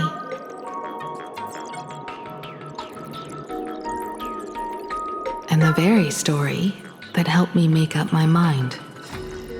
Even if I could never leave this place, if fixing the express meant sending just one soul to the stars, that would be enough for me. Yet before I knew it, I'd already traveled far beyond anything I ever imagined as a child. I think I understand how you felt back then. Perhaps one day, I'll set down my duties as the navigator and come back to this place too. What about the Astral Express? A crew of the most incredible nameless will keep the express sailing on. Like a teacher watching their student, or a father his daughter. I understand that feeling. Then your dad will always be here at home waiting for you. So, what is this important thing you need to tell me about? Yeah. That important thing. Dad, are you hiding something from me? I knew I couldn't hide it for long, Himiko. I am sick. What? This isn't the right place for this discussion. Let's go to my office.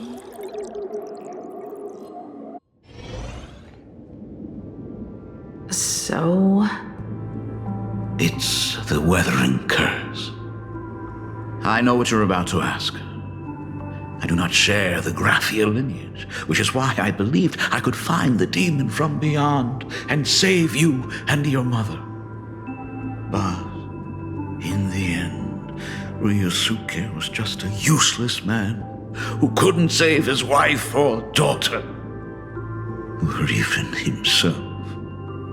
Tell me, what happened in the past 15 years? You've seen my portfolio, haven't you? Those worlds are just like plain Arcadia. Every single one of them has fallen victim to the demon from beyond.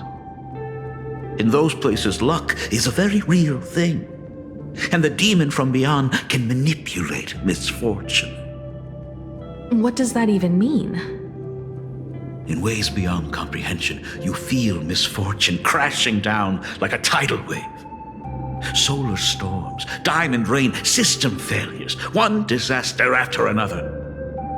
But if you make it out alive, bizarre strokes of luck come swarming back to you. And so the cycle repeats, washing over the world, tearing it apart. It sounds more insane than the Phantasmoon games. The universe is sheer madness, beyond all reason. I survived over and over, yet my body has become as fragmented as Graphia once was. Is this his way of torturing the rebels? I don't know. But by the time I realized it, there was no escape. Why didn't you tell me earlier? I could have reached out to the IPC's doctors. It's no use. I've been chasing after him my whole life. I know him better than you do. Himiko, remember when you first learned to paint? I told you then why we must paint the beauty that we see. Because the ugly, the despicable, and the cowardly, they endure forever through evasion, like beasts driven by survival. Beauty remains ever fleeting, just as heroes find their end in sacrifice, and stars dissolve after they shine. Humans have surpassed their animal nature. We face our pain and our end to win a dignity that the vast universe cannot ignore. So we must capture what is noble and bright to show that such things truly lived. As for the barbaric and the low, they will endure regardless, needing no witness to their existence. But Himiko, you are no longer the one who paints. You have become the very splendor that I strive to capture. Fate works in mysterious ways. I'm so glad to see you once more in my final moments, watching you fulfill your childhood dream. You are standing before me as the navigator of the Astral Express. I should have come back earlier. I'm so sorry. No. I am the one who came back too late. I've thought about it 1,000 times. On that final night of the Bloodstained Games, if only someone had been there to sit by your side. After everything, does this tardy father still even deserve to hear what his daughter wants to say? If you're willing.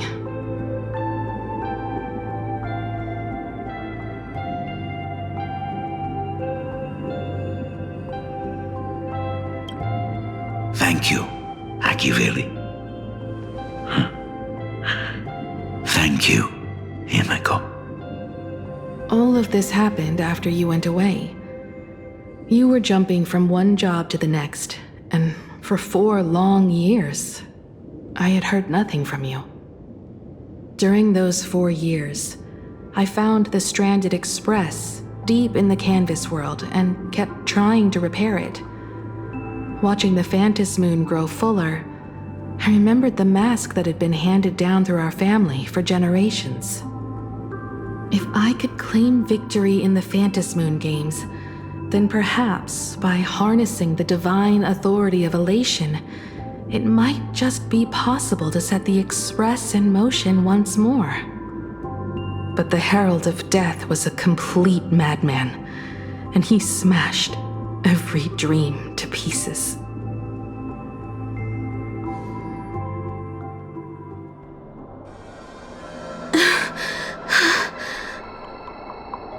These Herald of Death is heading to Dovebrook. He's already killed so many people. When will it be enough? Himiko, are you afraid? You're asking if I'm afraid? Of course I am. After seeing all that carnage along the way. Belle, Mia, everyone was splattered everywhere. Like spray paint. Twisted and crushed. They watched themselves turn into... while they were still alive. But Himiko, I'm here for you. I'm okay. I'm fine. If I don't stop him right here and win the Phantom Moon games, there will be no tomorrow for anyone, let alone a new journey for the Astral Express. And someone needs to avenge those students at the Academy. That is not your responsibility. If you are afraid, let me handle it.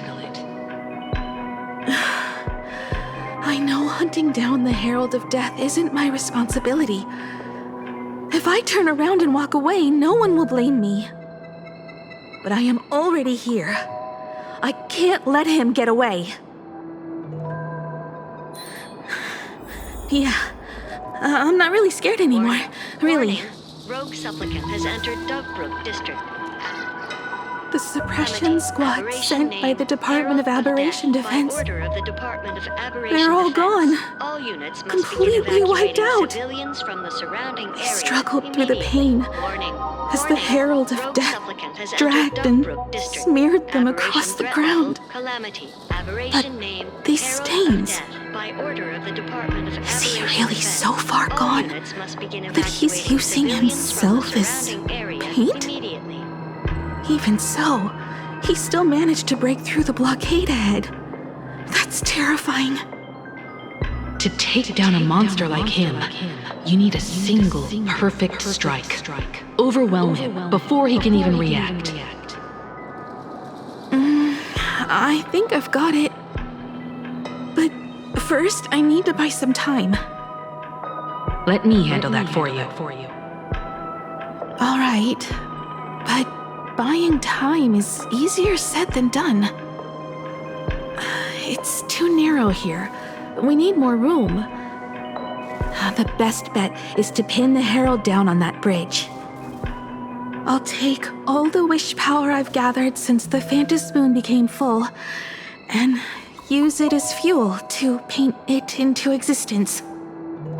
The sheer destructive force unleashed from creating a massive object will break him and leave him completely incapacitated.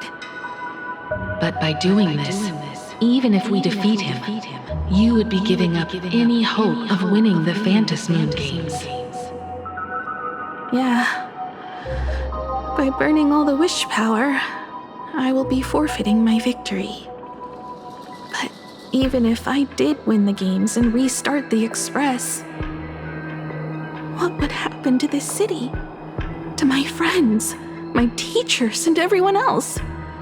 Where would they have left to go? To set the Express in motion with Aha's power, while standing by as innocent people are slaughtered by monsters? To soar into the stars while turning a deaf ear to the screams on the ground? Someone who does that has no right to call themselves a nameless. I knew I should have stuffed an orbital cannon or a molecular saw into the case, using that bigger on the inside Trailblaze tech, just like the Astral Express. Remember that for the future, then. Right. When this is all over, I will have to give it a try. Another body. Black Birch. Guess he was after the Herald as well. Black Birch, the masked fool? The one who turned Gotham City upside down not long ago? Only 2 supplicants are left in the games now. In other words, we are the last hope for victory over him. Just like those legends I grew up with. A hero confronting a monster to protect everyone. Now that responsibility falls to me. I will take him down. After that, I will repair the Express myself and see it fly over the horizon and break out of the atmosphere. What a beautiful sight that will be.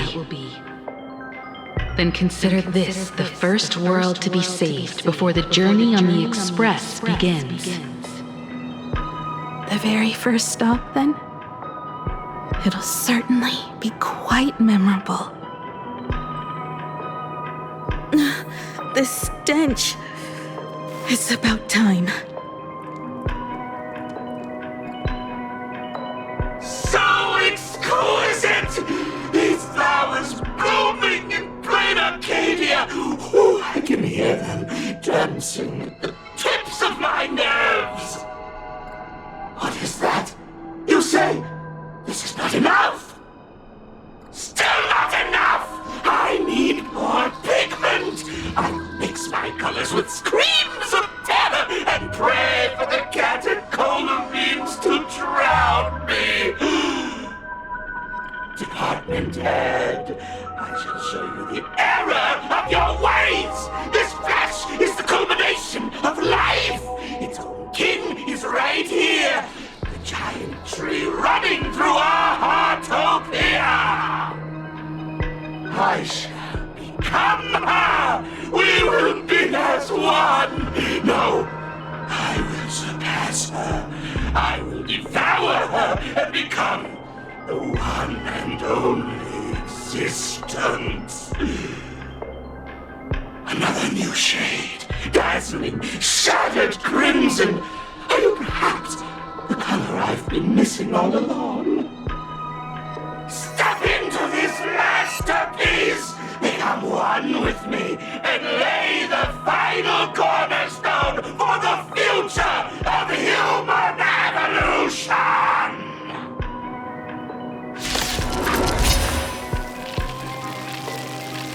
Stop right there. So, you actually conquered the Herald of Death and set the Astral Express in motion once more at the end of the Bloodstained Games. Here I go. I believe in your bravery. When confronted by death, you will undoubtedly choose to resist. But you were so frail and sickly. How could you possibly defeat the Herald of Death, who slaughtered every single supplicant? And how could you hope to repair such a massive, stranded express? Well, the answer is clear. It would be impossible for you.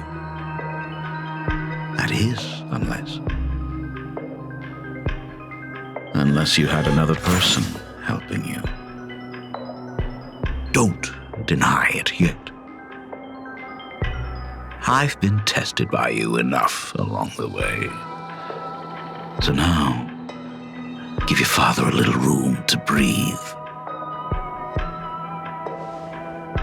While I was gathering your belongings, I found some of the manuscripts you left behind. There were 2 distinct sets of handwriting upon those pages. Every trace in that house proves that 2 people once shared a life there.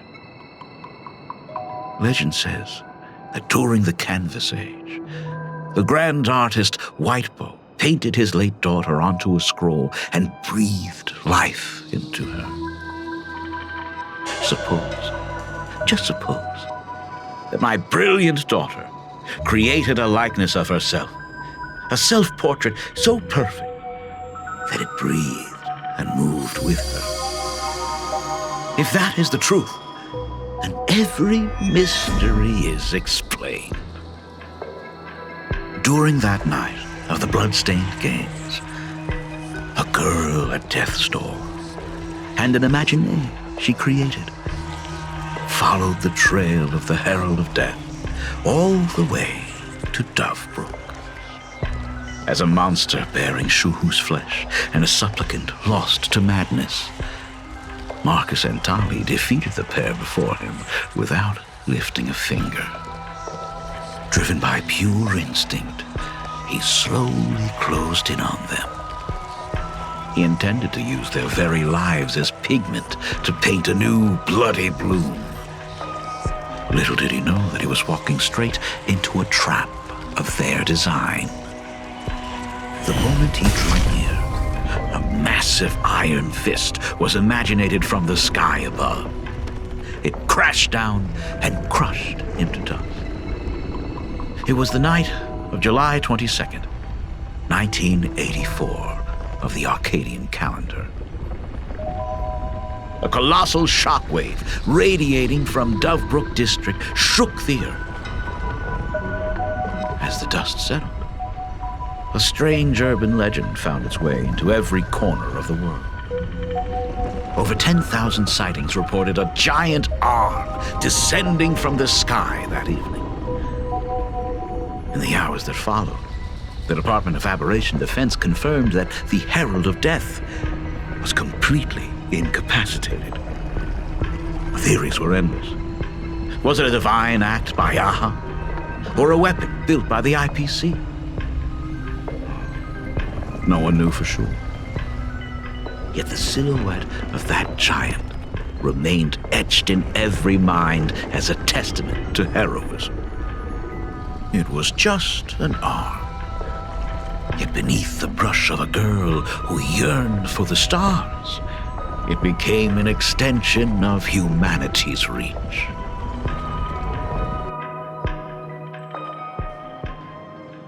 The girl achieved her dream, and the stars set sail once more. Truly a most romantic fairy tale. And now, unfortunately, I have to destroy this fairy tale myself. You don't believe me? I have no idea who you truly are. But that little girl who roamed for trailblazing, my frail and sickly daughter. From the very beginning, Himeko never left Plain Arcadia. That is not something you should joke about. You know better than I do whether I'm joking or not. By the way, things outside aren't looking good. The Arcadia is drowning in problems. Is it really wise to stay here instead of helping the younger crew members? Those kids are all grown up now. They can handle their mission. And as for myself, I am staying right here to deal with the biggest problem of all.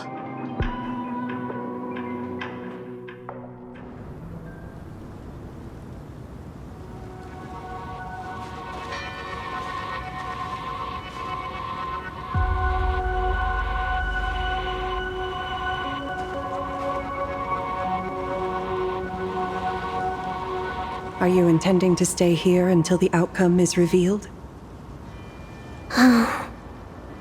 It might take forever for him to return, or he might never come back at all.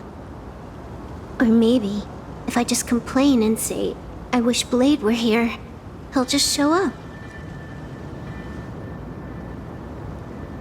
Anyway, it was his choice. We already said our goodbyes. Thank you for staying with him until the very end. Now, it is time to deal with your matters. Gray-haired boy, you seek me out with her token in hand. What is it that you desire?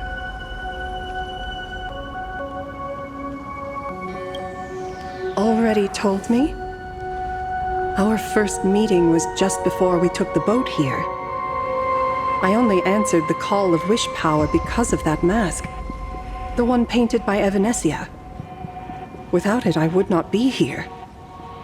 So, who is this me you speak of? Me, of course. Not you again. A meanie will always be a meanie.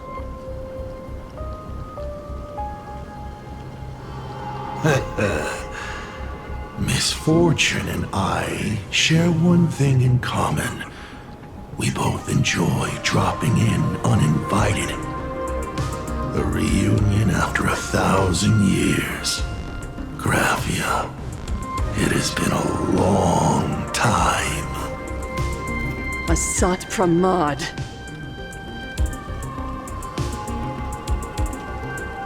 Back at Ingford Hermitage, what you heard was only half the story.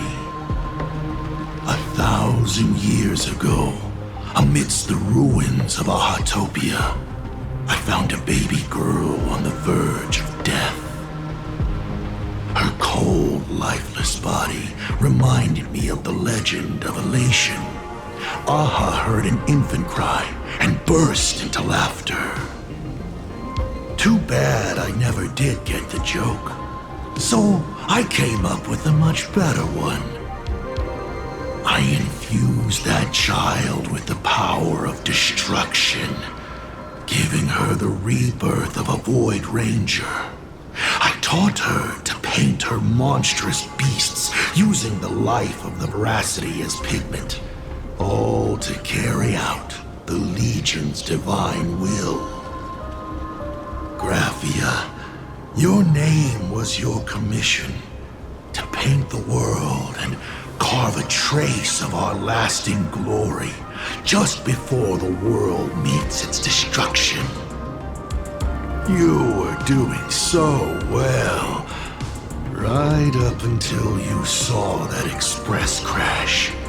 It gave you ideas, Graphia. Unrealistic, foolish ideas. Since that day, I have had nothing to do with you or your destruction. Your failure began the moment you tried to destroy the Express. All you did was turn the spirit of the Nameless into a rallying cry for rebellion. I took the power you forced upon me and used it to save the innocent. You commanded me to record the end of worlds, but instead, I created a sanctuary. So, you think putting on a human mask makes you one of the Trailblazers? How amusing. Look at yourselves. That weathering curse is still eating away at you and your kin. It is the inescapable price for being a child of destruction who dares to betray her fate. World and canvas, a total disaster. Yet you still tried to dress it up as a victory. Do you know why I haven't spared Ahatopia a single glance for an entire millennium? Because you bore me. But now, things have changed. Someone far more interesting than you has returned. And unlike you, she is the real deal. A genuine Nameless. That is why I have returned. Simply to tell you all this. Himiko? I've had my fill of this drama. Now, I'm dying to see how your face handles my fist. For 1,000 years, I have painted them over and over again. Every innocent life you extinguished during the Sind Earth Age. Tell me, Asat Pramad, are you prepared to face their fury? I have more important things to do than linger here. But this little parting gift of yours? Why not let them have a taste instead? Come forth. Demonstrate your defiance.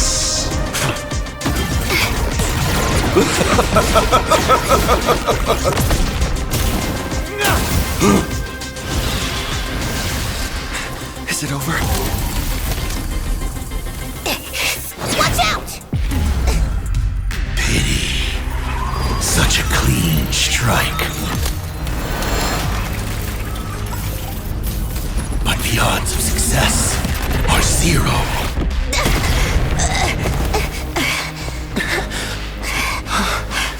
The restraint check failed? A 1 in 10,000 chance. The moment I cast the dice, the outcome is fixed. Remove the masked protagonist. It doesn't suit you. As for you, your end is decided. Farewell. Sorry. I have failed.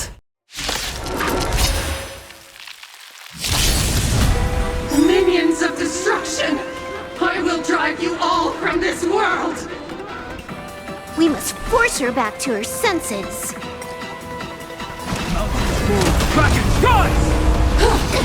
Turn, vengeful spirits!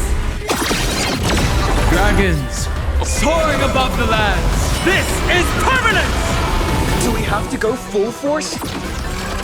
Of course not. That is exactly what that Mimi wants. Line to command!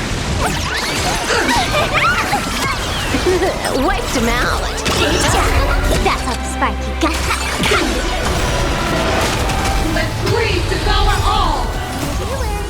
At the end of the world!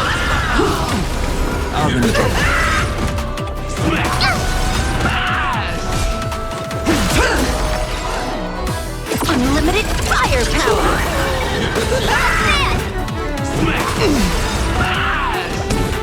Trailblaze, jump! Don't think it's nothing. Fear!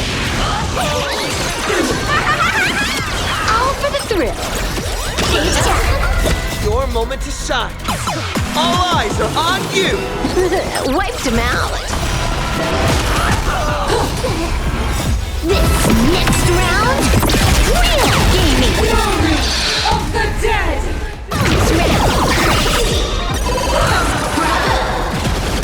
It's noisy.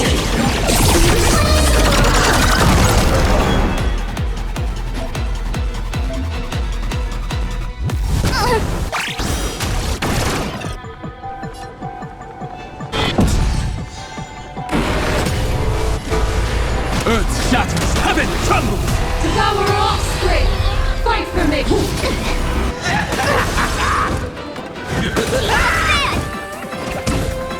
Elation hilarious! Bonus round.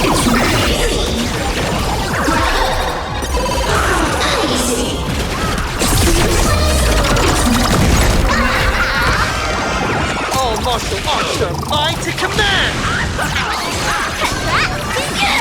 This is Honkai.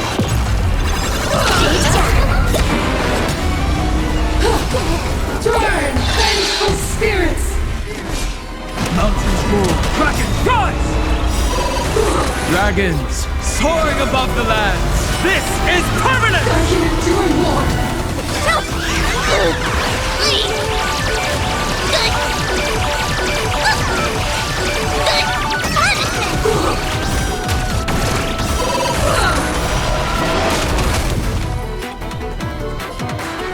Cheap trick. Bonus round.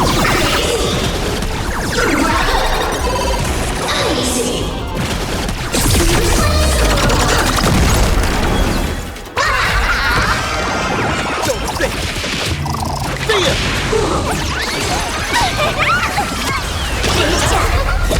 Absolutely cannot let you touch this place! Astral Express! Depart once more! We need to finish this fast and catch up to Asat Pramod. Looks like I have to use level 999 one more time. No need for that. If a sword is needed, let it be mine.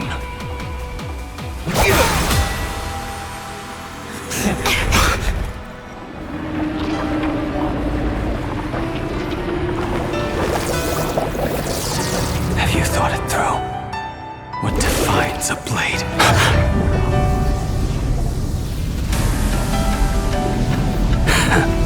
The sharpness that endures, after all has worn away.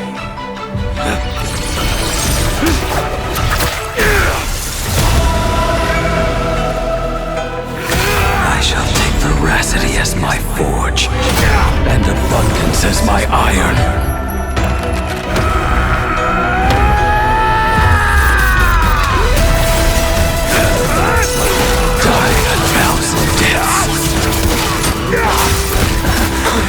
Tempered into a blade!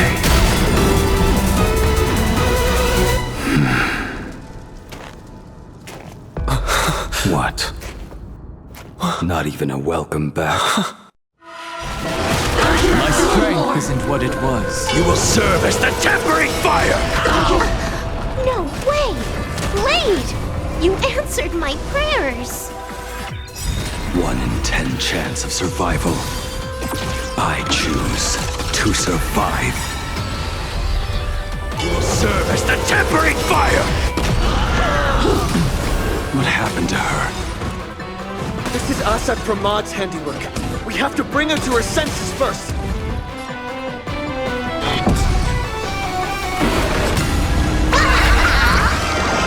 All martial arts are mine to command! All for the thrill! Your moment to shine. All eyes are on you! Wiped him out! Alvendor. Reviewers, part of the end of the world! You will serve as the tempering fire! This next round, real gaming! Bonus round!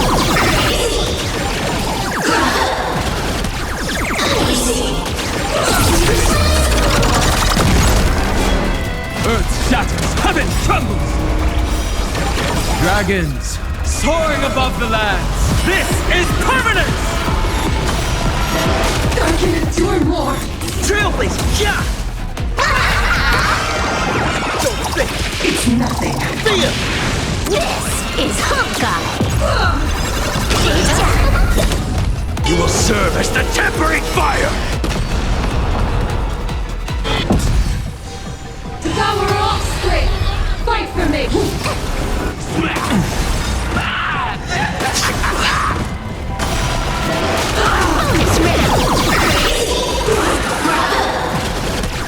Bonus round!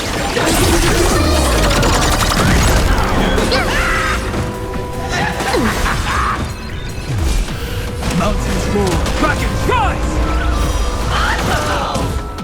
Elation hilarious!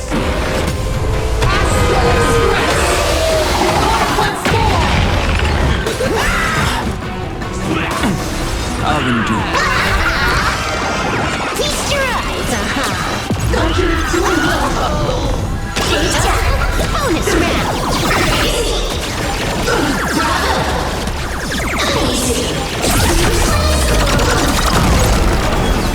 You will serve as the tempering fire!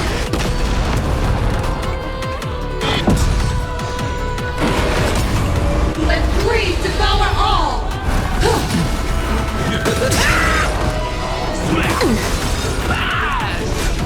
Earth shatters, heaven trembles! Dragons, soaring above the lands! This is permanent! I can endure more!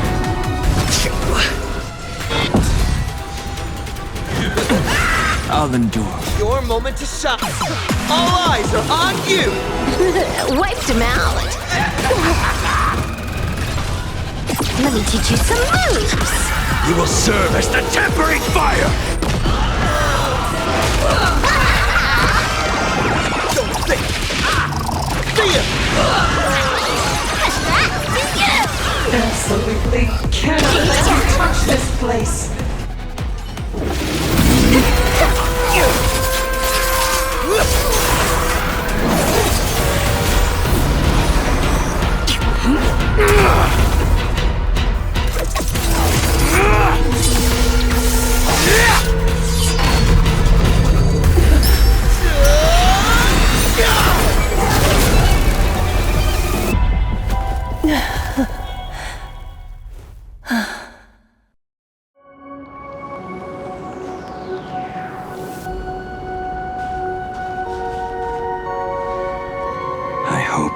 Too late. Are you kidding? Your timing is impeccable, Blady. But isn't this a bit much? How did you even change outfits? What happened down there? I used the Leviathan's maw to imprison Shuho. But that doesn't matter. What matters is that you made it out alive and got the job done. Not yet. I have made a decision. This time, I will stay and become a supplicant. I am joining the Phantas Moon Games. What? You're going to stay here and poke your nose into this world's business too? Let us settle this first. Are you okay? Thank you. All of you.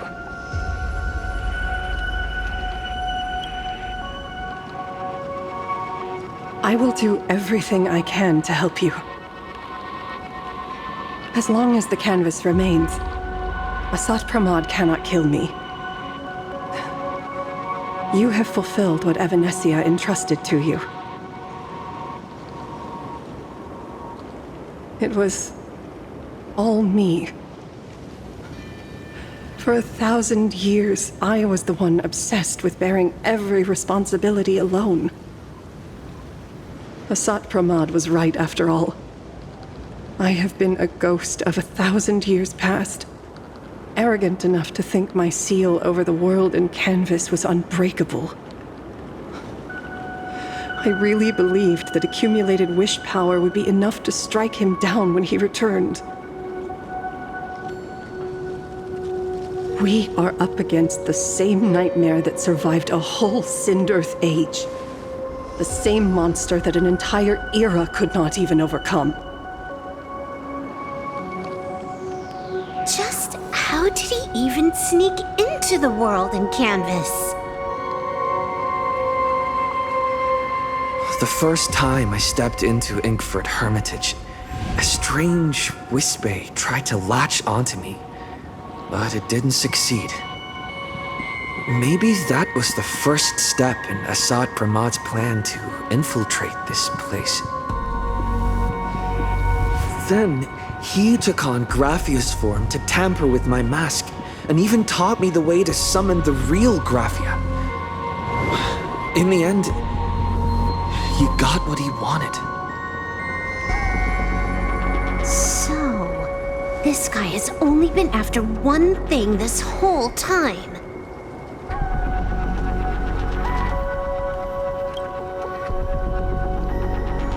And to awaken the husk of the veracity, we need to leave this place as soon as possible. The giant maw that swallowed me is starting to stir. But he mentioned he had something more important to do. What is that even supposed to mean? He has so much on his plate, no way he can split himself into pieces and handle everything at once, right? 1,000 years ago, the demon lord from beyond invaded Ahatopia. The power he unleashed was beyond all comprehension.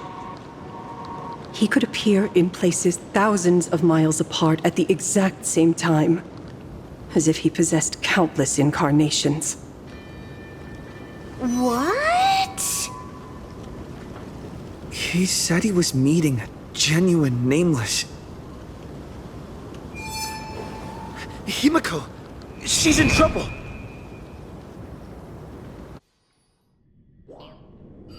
The biggest problem? Do you mean me? You said that classroom was a secret place of your own creation, yet Fullwish seemed to know everything about it. You are far too familiar with the Express, yet there is no way my father could have ever set foot on it. And another thing, when we first met up earlier, you said it had been 15 years. But my father clearly left much earlier than that. Your story is riddled with holes. Or rather, you never even intended to pretend. You are the only person I can never seem to lie to. And about that last point, it was just a slip of the tongue. Stop this pathetic act. You are not him. You who dare to impersonate my father, show your true self. It seems our pleasant little father-daughter chat has come to an end. Buying time, keeping me pinned down. Oh, you played your part well along the way. If I proved to be more dangerous than anticipated, you would be right there to shield your companions. But, Navigator, you still overlooked one possibility, the most fatal one of all. Why don't you try to guess at what exact point did I take Ryusuke's place?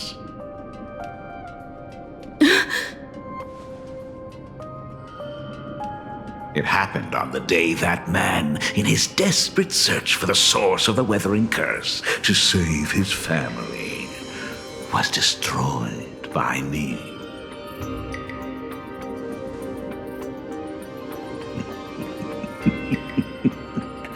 That year, Himeko was 6.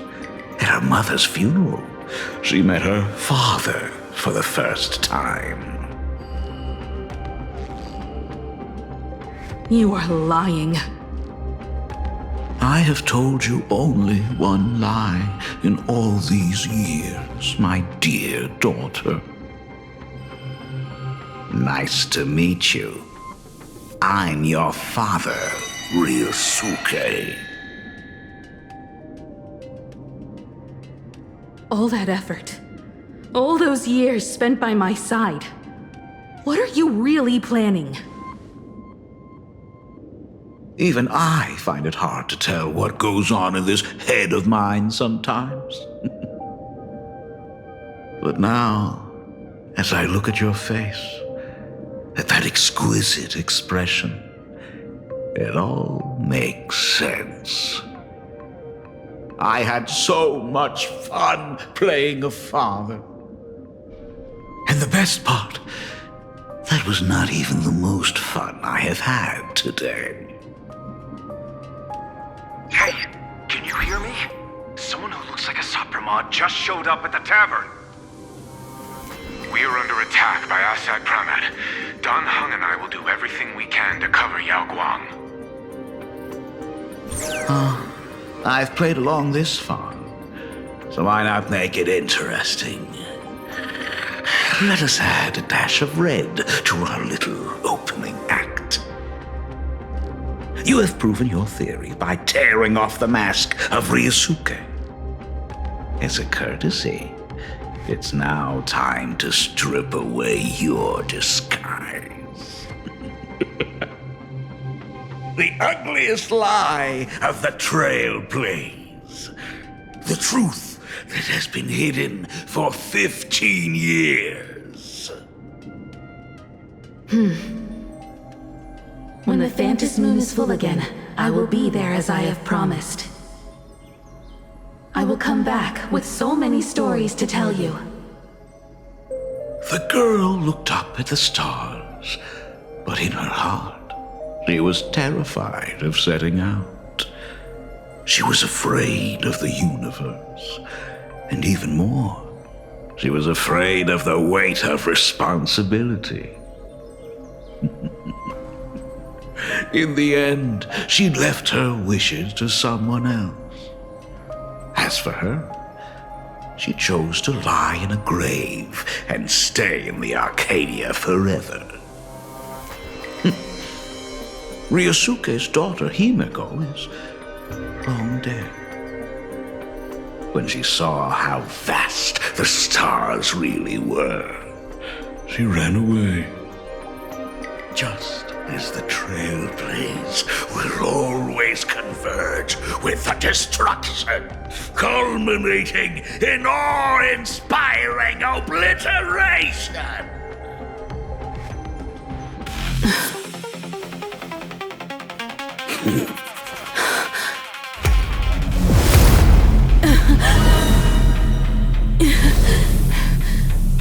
So, you really are a fake.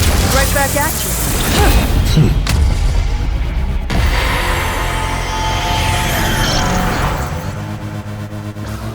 O denizens of this Arcadia, lost in its splendor, once I beheld the Astral Express rise again towards the stars. Since then, you have known 15 long years of unbroken peace.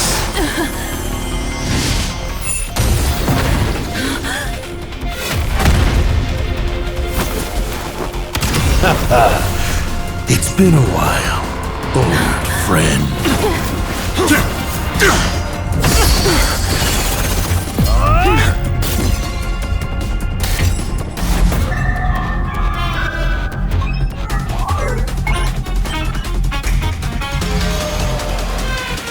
For 15 years it was I, HSR 4.3, who delivered every promise of beauty to this Arcadia in advance. Now, please indulge in these long overdue surprises.